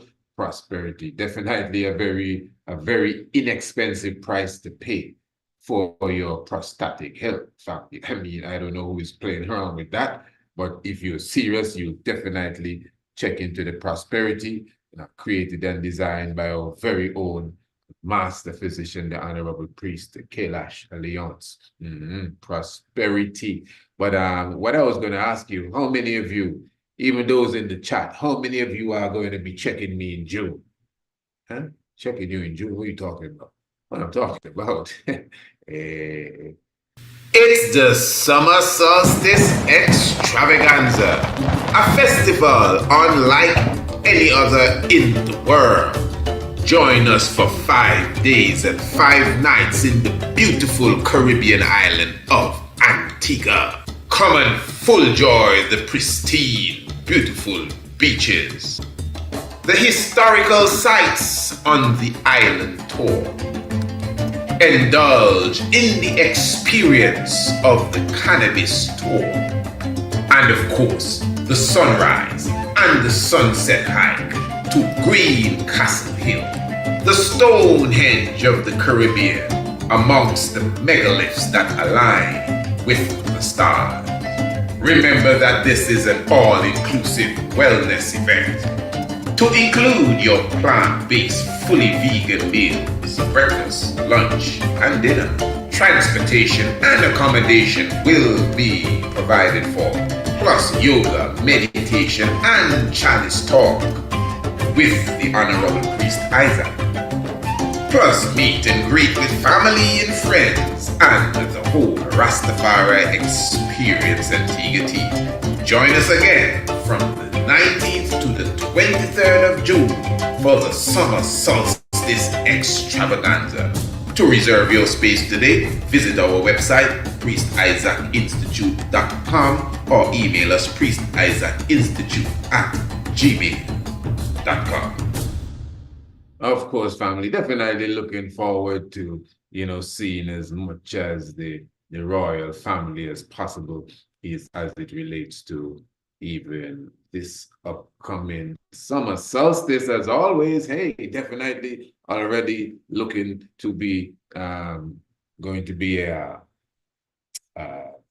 event to remember. Let's put it that way. The summer solstice, an event to remember. The equinoxes and the solstices, for those who may not know, we're talking about the whole energy that surrounds Green Castle Hill. That's why it's a morning and an afternoon hike that is done to Green Castle Hill specifically. This is also in connection with the whole aspect of preserving the earth, preserving nature.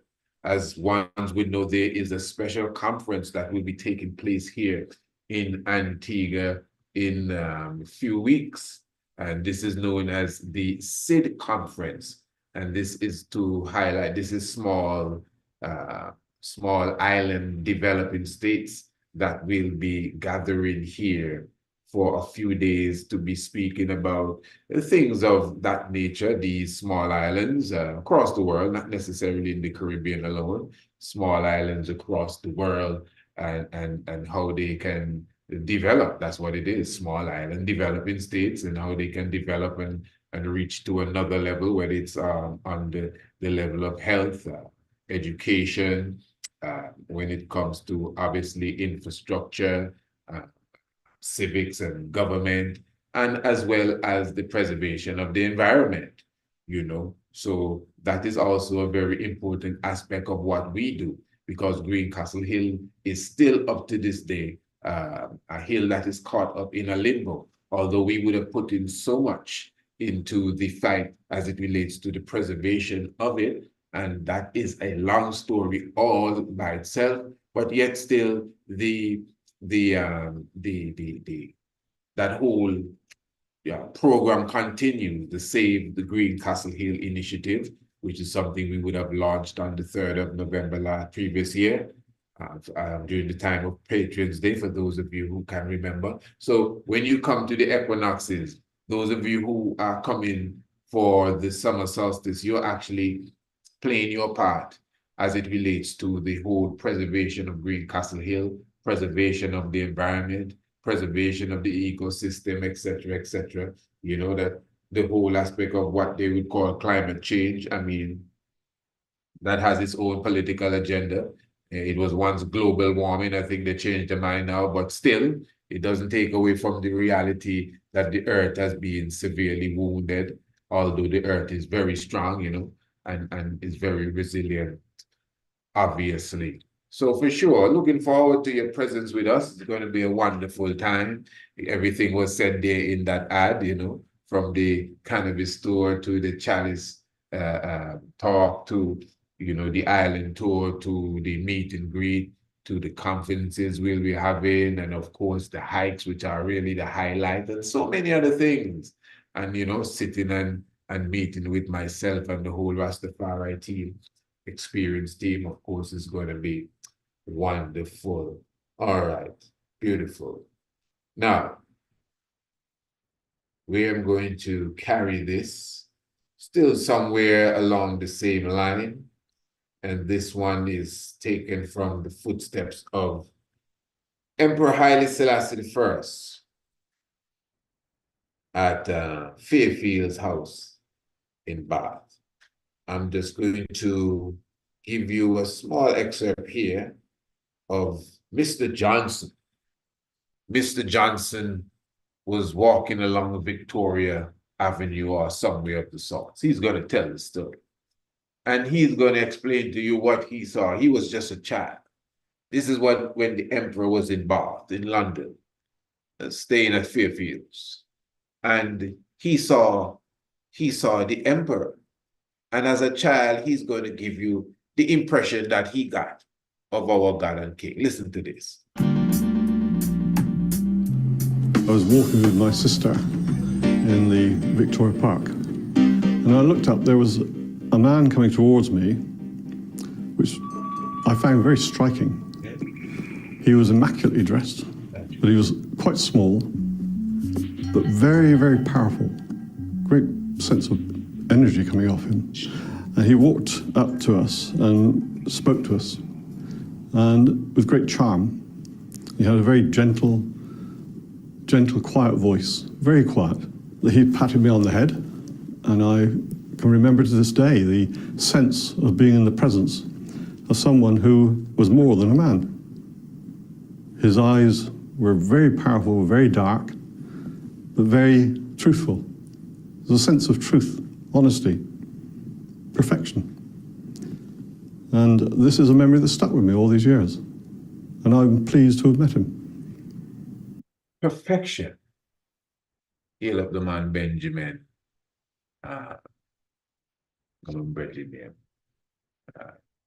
Zephaniah, give thanks. Yeah. When you understand the science here now, this man is saying that he see the king. And he observed that the King of Kings now, he's a youth, and he said, man, who is this man? And he as a child, like, was taken up. He was immaculately dressed, and his eyes were dark. And he spoke with a quiet, soft voice, real soft voice. And he got the impression like he was in the presence of someone that was more than a man. That's what he said.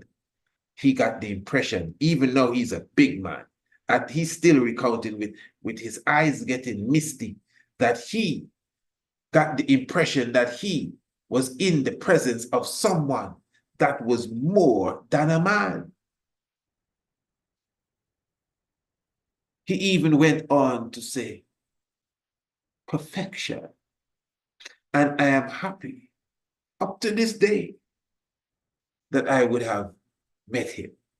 You understand? Yeah, so we definitely give thanks. So there are many aspects of the war that is being expressed here in this documentary. But of course, for those who may not know it, I would more invite you to go and observe the documentary for yourself. We cannot go through it all, but it has many aspects of the time of the emperor in exile that should be highlighted, even when it comes to the emperor running out of finance. Oh, that is so key for us to understand that. Although it was not mentioned here in the documentary, but even when it comes to when Haile Selassie I got in an accident, let me speak about that in a moment, but listen to this first. A fortnight or 3 weeks, but that's the way they wanted it explained to them.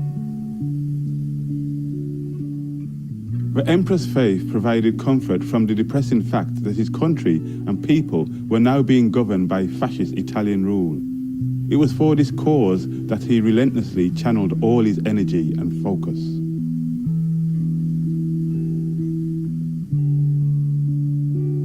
I have a memory where the Italians are there in their tank with their military, with their then up-to-date military equipment.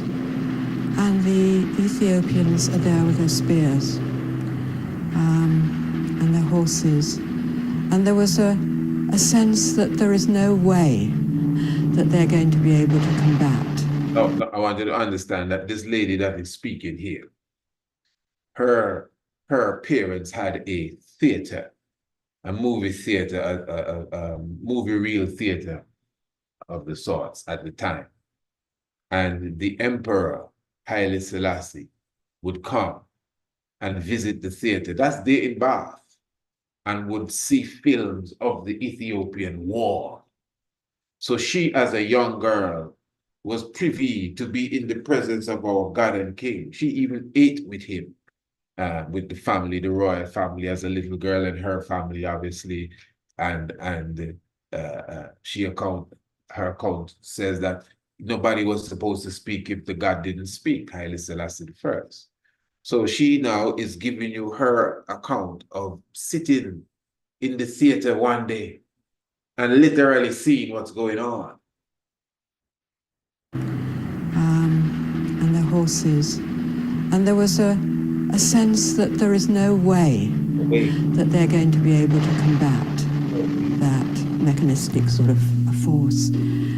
And although as a child, I couldn't quite take this on board, I could imagine now as an adult how desperate the emperor must have felt. I mean, so much courage, so much bravery, and so little ability, really, to defend yourself.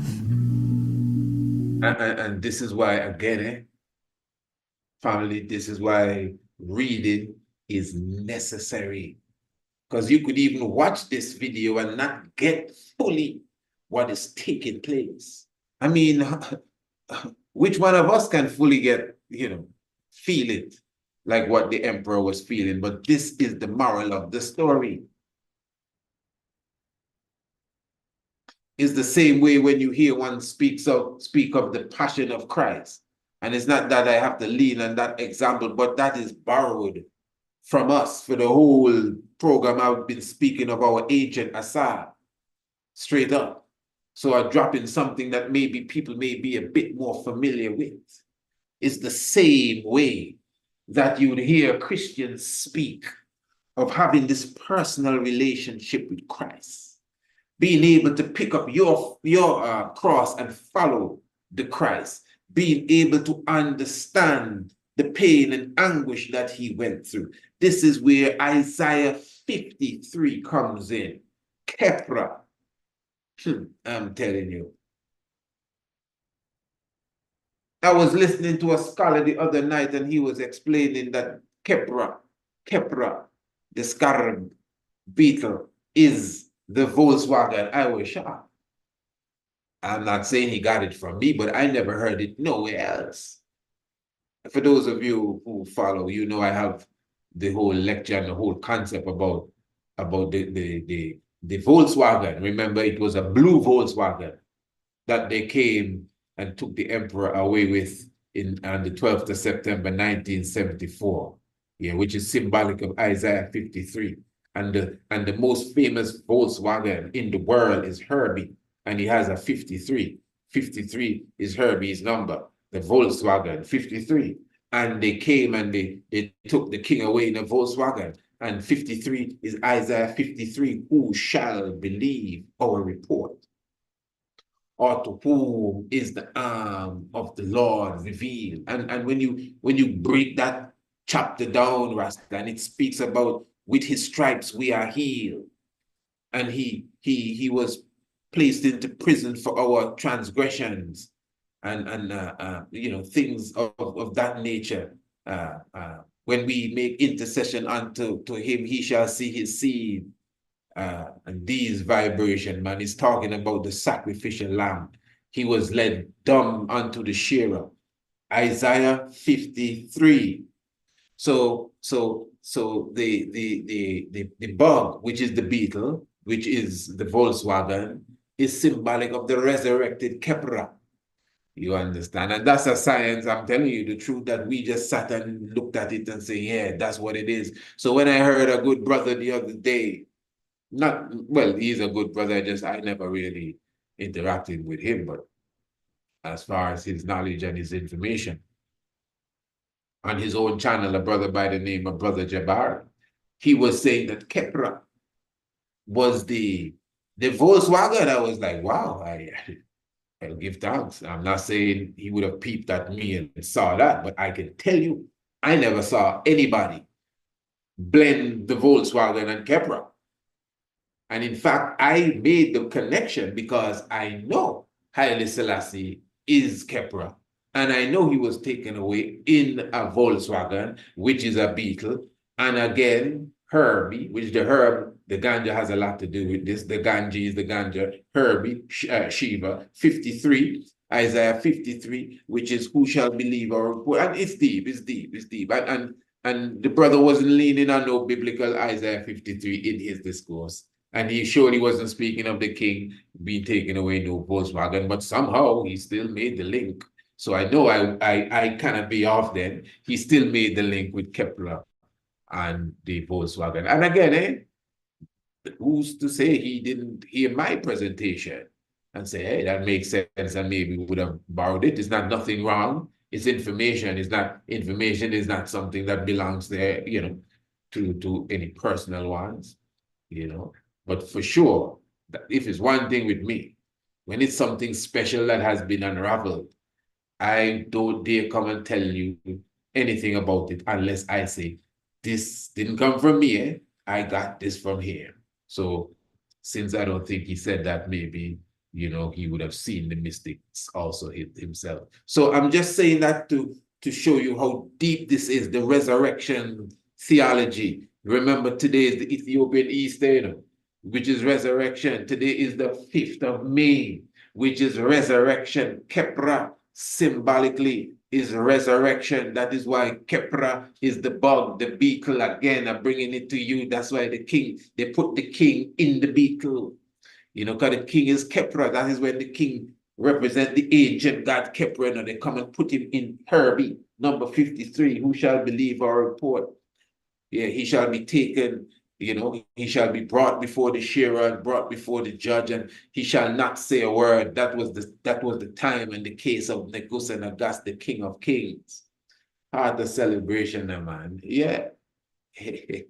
They had a rather magnificent radiogram, and someone put on a record. And immediately the whole place got into the sounds of what I presumed must be a Hold on. I hope we're sharing the link, eh? And I hope we doing the thumbs up stuff. I don't really too like thumbs up. You know, thumbs up is like a torture mechanism where they hook your thumb, you know, and have you standing on your toes. You know, it's one of those torture devices, a thumbs up kind of stuff. And you know how they do it, and so they just have us doing, yeah, my thumbs up. Anyway, yeah. And the red heart ain't no good thing. I know we like to give red hearts, but a red heart is a serious thing. Eh? Yeah, try to find a black heart. The red heart is a serious thing. Because, you know, the blood is not necessarily red inside of you, eh? Remember, our blood has the iron. So that's why it looks red when it hits the oxygen. It's almost like saying it's rusted. The blood. It's inside of you is almost like it's black. It's like a deeper, darker color. Black heart alone. So the red heart. I know we like the little emoji thing, the red heart still. Yeah, and a lot of that emoji, the big round yellow head man. Okay, let's continue. They had a rather magnificent radiogram. So thumbs up the video. And someone put on a record. And immediately the whole place got into the sounds of what I presumed must be a battle, because there was... So she, in case you don't know, she was the nanny, or one of the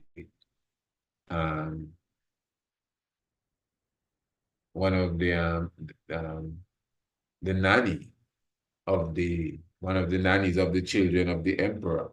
So she also, like the other sister there, was privy to a space with the God of gods, and she was sitting down in them times when the King of Kings was listening to a battle. So with the first lady, the king was watching the battle, and now with the second lady, the king listening to the battle on one of those record player things, phonogram, whatever it is. She'll tell you. Magnificent radiogram, and someone put on a record. And immediately the whole place got into the sounds of what I presumed must be a battle, because there was gunfire, there was shouting, there was yelling, there was tremendous noise and racket. And it went on and it went on, and everybody looked so solemn, and I glanced round and everywhere here was looking very solemn. Now, the emperor always sat with his hands on his knees like this, very relaxed. And his hands at the back, I'd already noticed, were very badly pocked, because he'd been, at some time the children told me, he'd been in a battle, and the Italians had used mustard gas, and some of it had gone on the back of the emperor's hands. And so he had these quite sizable dents. And I suddenly realized that the tears were rolling down his face and splashing onto these damaged hands. And although I was only 16, I thought that was terribly sad. But it was of great significance, and I think the memory of the emperor's tears will always stay with me. No, so her nice guitar playing too. So she's showing you that, okay, all right. She was there and she listening to this war, and, you know, she watching the dignified honor, sitting with his hands on his, as he usually sits with his hands on his legs. And she was listening, and the place just got so sad and melancholy, and she was just looking around and like, wow. Then when she looked at the king, she said, she saw the tears running down. And as the tears were running down, they were splashing on his hands. And she even said that the tears of the emperor has always remained with her. Yeah, because one of the things that stood out is that the emperor's hands were badly damaged because, again, the mustard gas that was used on the battlefield, as we showed you at the beginning of this episode. When the emperor came into London there's a picture where you could see the king was wrapped up like a mummy, yet still being the dignified King of Kings that we know.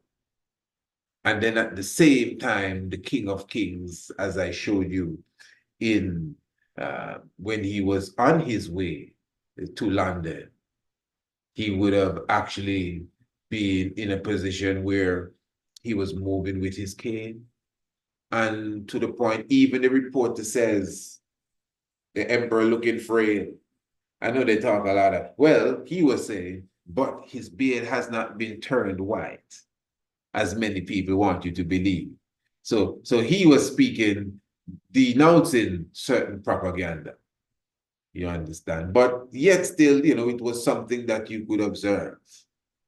In reality, there's another beautiful picture of the emperor in Sudan, just looking to hit into Ethiopia. And you could see the emperor is extremely thinner than you would usually see him.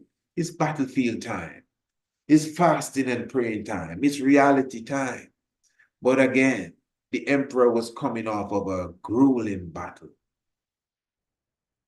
coming into England, passing through really to go to the League of Nations, where he killed the League. That is why they said that the League was dead. You have to keep in mind that even during his time in exile, the king got into an accident. And the accident literally fractured his patella. That's his knee bone. His patella, his knee bone. I think so, yes. The knee bone. And the king had to make an appearance at the BBC. And nothing could stop him. And in his address at the BBC, the emperor made it clear that we as Christians, in fact, it was Christmas, 25th day of December. And he said, even though we tend to celebrate the birthday of our Lord at this day, we as Christians tend to forget the pains and the trials that he had to bear for our redemption. That's what he said. Remember, he was in immense pain at that time. Not when he was leaning on the pillar, you know, when he was coming through, when he was at the BBC giving the speech after getting into the accident in the taxi, you know, in England. You must understand, in the Amenta, in the underworld. That is why comprehending what was taking place in between the 5th of May and the 5th of May is extremely important.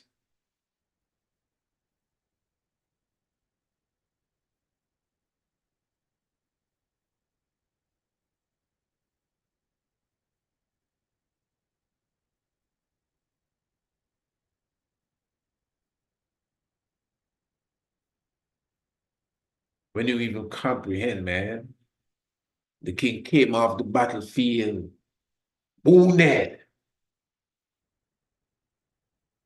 The king came off the battlefield wounded. Nobody dissing the emperor Rasta. I know some of you are very dogmatic and feel you're Selassie, top soldier. Nobody dissing the God. It's just reality. The king says so in his book. I can pull it and read it for you.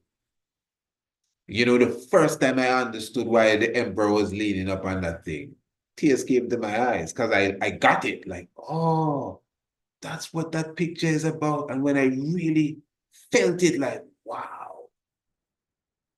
That's how much the king, the emperor, Haile Selassie, the Negus, was wounded that he had to leave.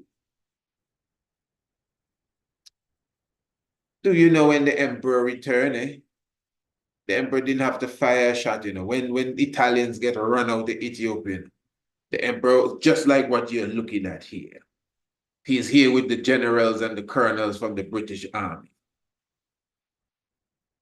The chief commander and field marshal general is Haile Selassie himself. So before he left and went into the underworld, he was behind the Gatling, he was behind the anti-aircraft, he was licking shot with the other type of rifles. That's the Emperor Gold. But when he returned, it was tanks in front of him. It was jet planes, aircraft flying over, bombs dropping on the enemies. And all he was saying is, go over there. Follow them over there. You go around so, and I will come through so. The generals, Wingate and Sandyford and Cunningham and all of these people, they couldn't be too cunning with this king here. Yeah, he was a shrewd operator. And although a few of them tried to run around the King of Kings, just understand he was the field marshal general, didn't have to fire a shot himself. And that is serious. That is what you call real resurrection. The 5th of May, when the King of Kings returned to the throne. Hey, listen, man, we could be here forever, obviously, but I want to carry you into the heavens now. Are you ready for that? Let's go into the heavens and see what's happening even as we speak. Now, this is the month of May.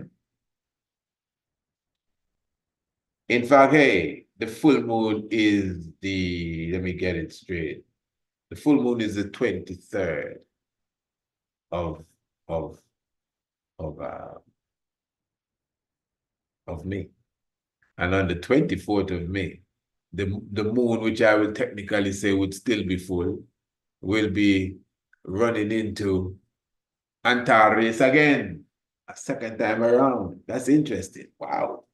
That's a serious power. The moon is gonna occult Antares again. That's interesting, eh? That's some real double power. Because remember, the moon has its wane up and down, so it doesn't always go on the same path. So let us look into that science, So the moon, though, even as we speak, the 5th of May, there's a specific alignment. Let me give you this straight for those who are observing. Let me make sure my time is correct here. Okay, so we're talking of the 5th of May. In fact, let me get the exact time.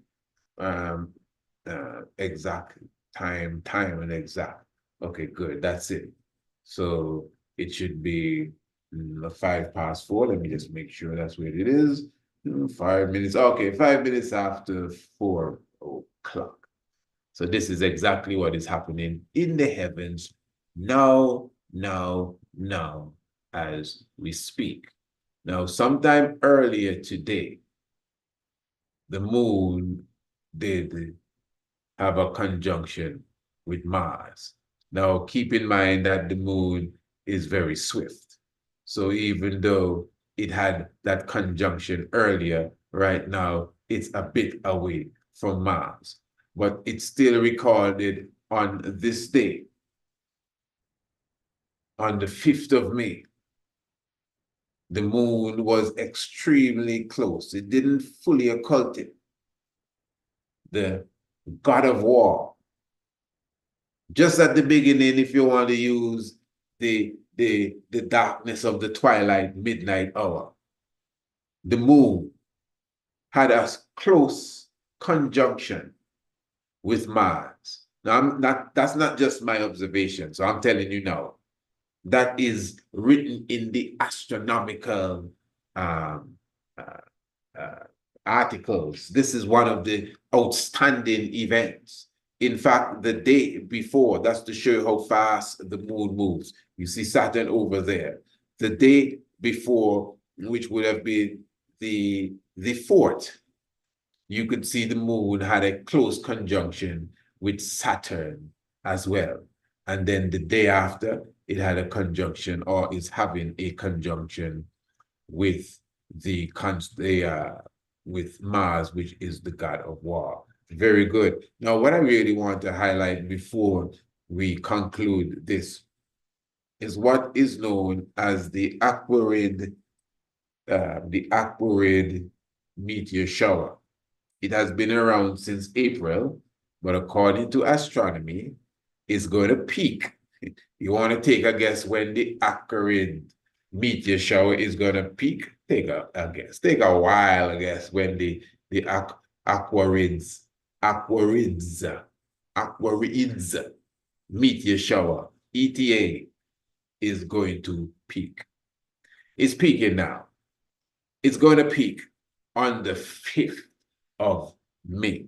Now, this is very interesting here. I want to show you how this is so mystic when you observe this now. Now, the Aquarids shower is in the constellation of Aquarius. And the constellation of Aquarius, that's why it's Aquarius, is very significant because the constellation of Aquarius is the constellation that stands when it came to the emperor being given the title, the Defender of the Faith. Now, you remember that we were speaking to Brother Haile, and I revisited that program previous night, and he mentioned when Haile Selassie got that title, the Defender of the Faith, which is, of course, very symbolic again, even the time frame when the appointment was given, and when he accepted it, the 21st and the 23rd of January. And that takes you into, at least when it comes to the peak of Pisces, the age and signs, into the period of Aquarius. Simple thing. So you could say he got that title, the Defender of the Faith, under that sign there, the Aquarius sign. So I'm just showing you now the 5th of May. Because if you observe it, look at right here. That's the Aquarids meteor shower. If you observe the days leading up to it, because where it is now, it is actually, see, it's disappeared because it's not there anymore. But where it is now, it appeared in Aquarius and it was heading towards the literal eye of Aquarius, wherein it's at its closest eye, the closest point, pardon me, to the eye of Aquarius right now. If you observe it good, you see this line here, I want you to understand it. This line here literally is the equator of the heavens. This is the same equator of the heavens that we were speaking about that is directly there with Mintaka. So in other words, right now, this meteor shower is in a perfect parallel with the star Mintaka, which is the star that stands out in the Orion's belt. I wonder if you're following me. And it took a time for the Aquarids shower, meteor shower, to come through the Aquarius body to reach to its literal eye, now at the point of its head, which is on the 5th and the 6th day of May. And according to astronomy, that is when the meteor shower will be able to be seen clearly.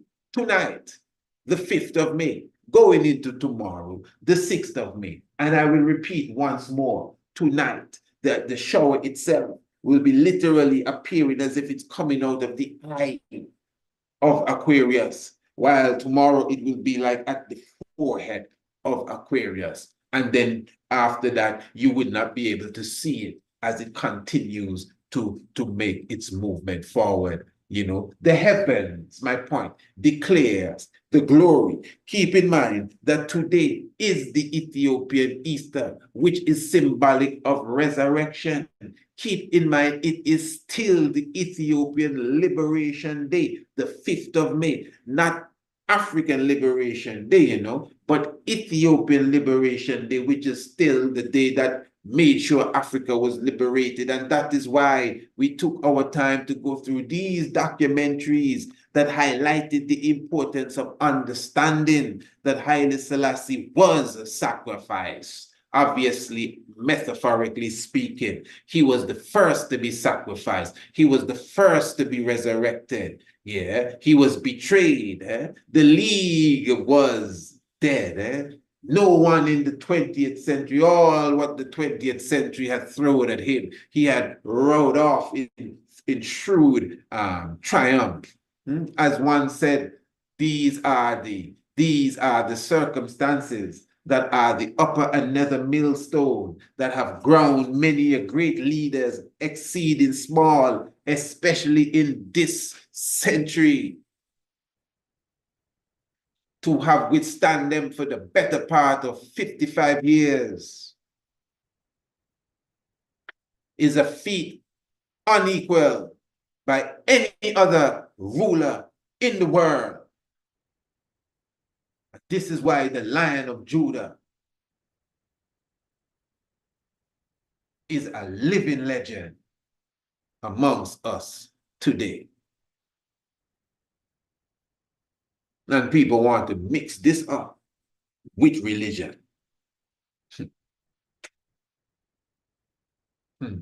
Holy Emmanuel I, Selassie, Jah, Rastafari. Let me see something here now. I hope everyone is blessed. Everything is good here. Let us look at this one. This is the Easter celebration in Ethiopia. Check this one out. Haile Selassie the First. The 225th emperor, claiming direct descent from Solomon and the Queen of Sheba. He is the King of Kings, the Lion of Judah. The name Haile Selassie means power of the Trinity, and it's in the Church of the Holy Trinity in Addis Ababa that the Emperor attends a Maundy Thursday service. His Imperial Highness Merid Asfar Wersen, Crown Prince of Ethiopia and heir to the throne, is also present.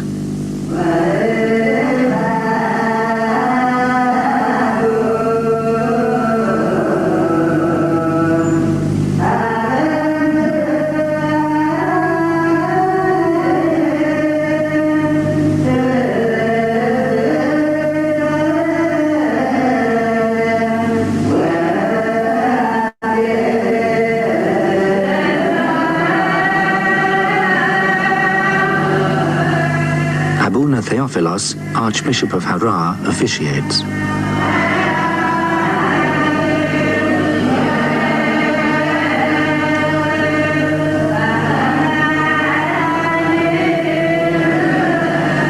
As the imperial princesses look on, the Archbishop consecrates the holy water by touching it with his cross.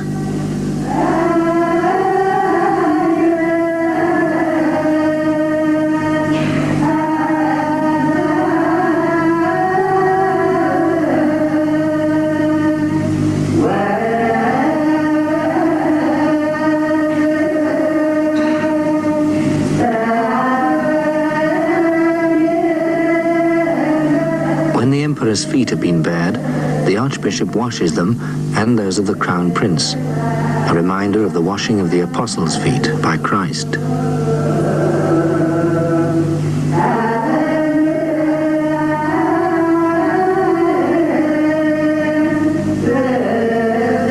Lower-ranking personages, such as the princesses and court officials, only have their hands washed.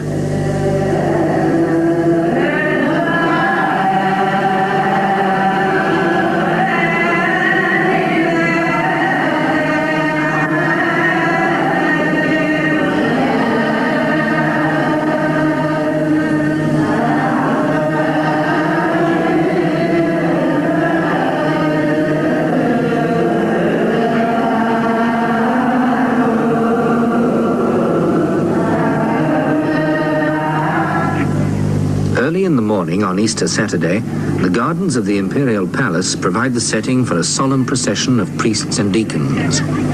Richly jeweled processional crowns and gaily colored umbrellas accompany the bundle of sticks, which are reminders of the scourging of Christ. The ribbons worn on the forehead symbolize the crown of thorns.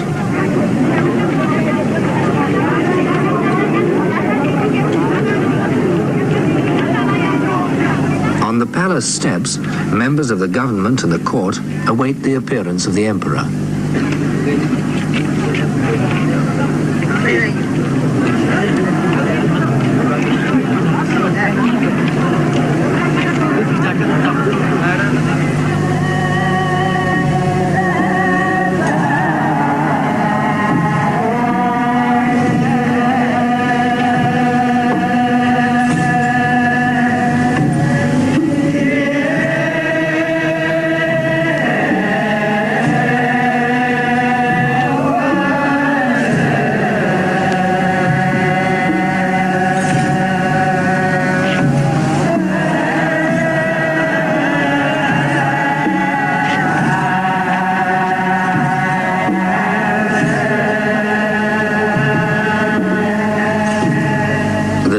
Which is traditionally performed on Easter Saturday, is an expression of the Church's joy as Christ descends into hell to triumph over evil for the redemption of the world.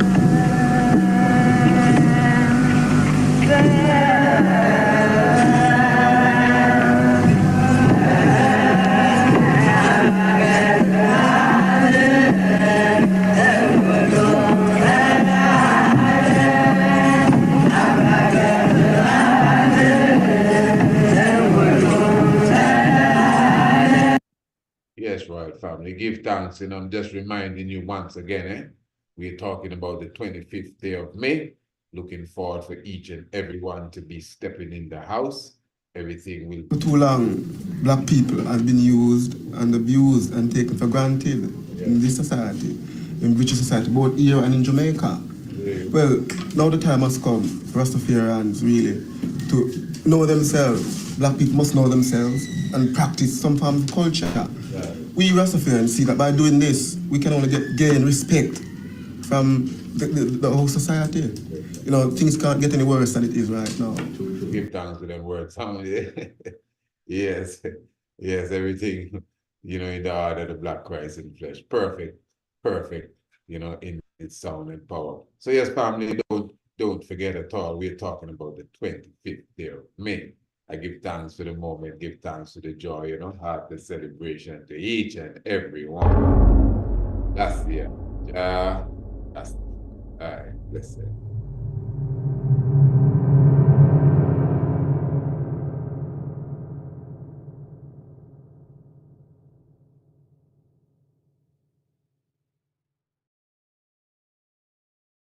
Saturday, the 25th of May.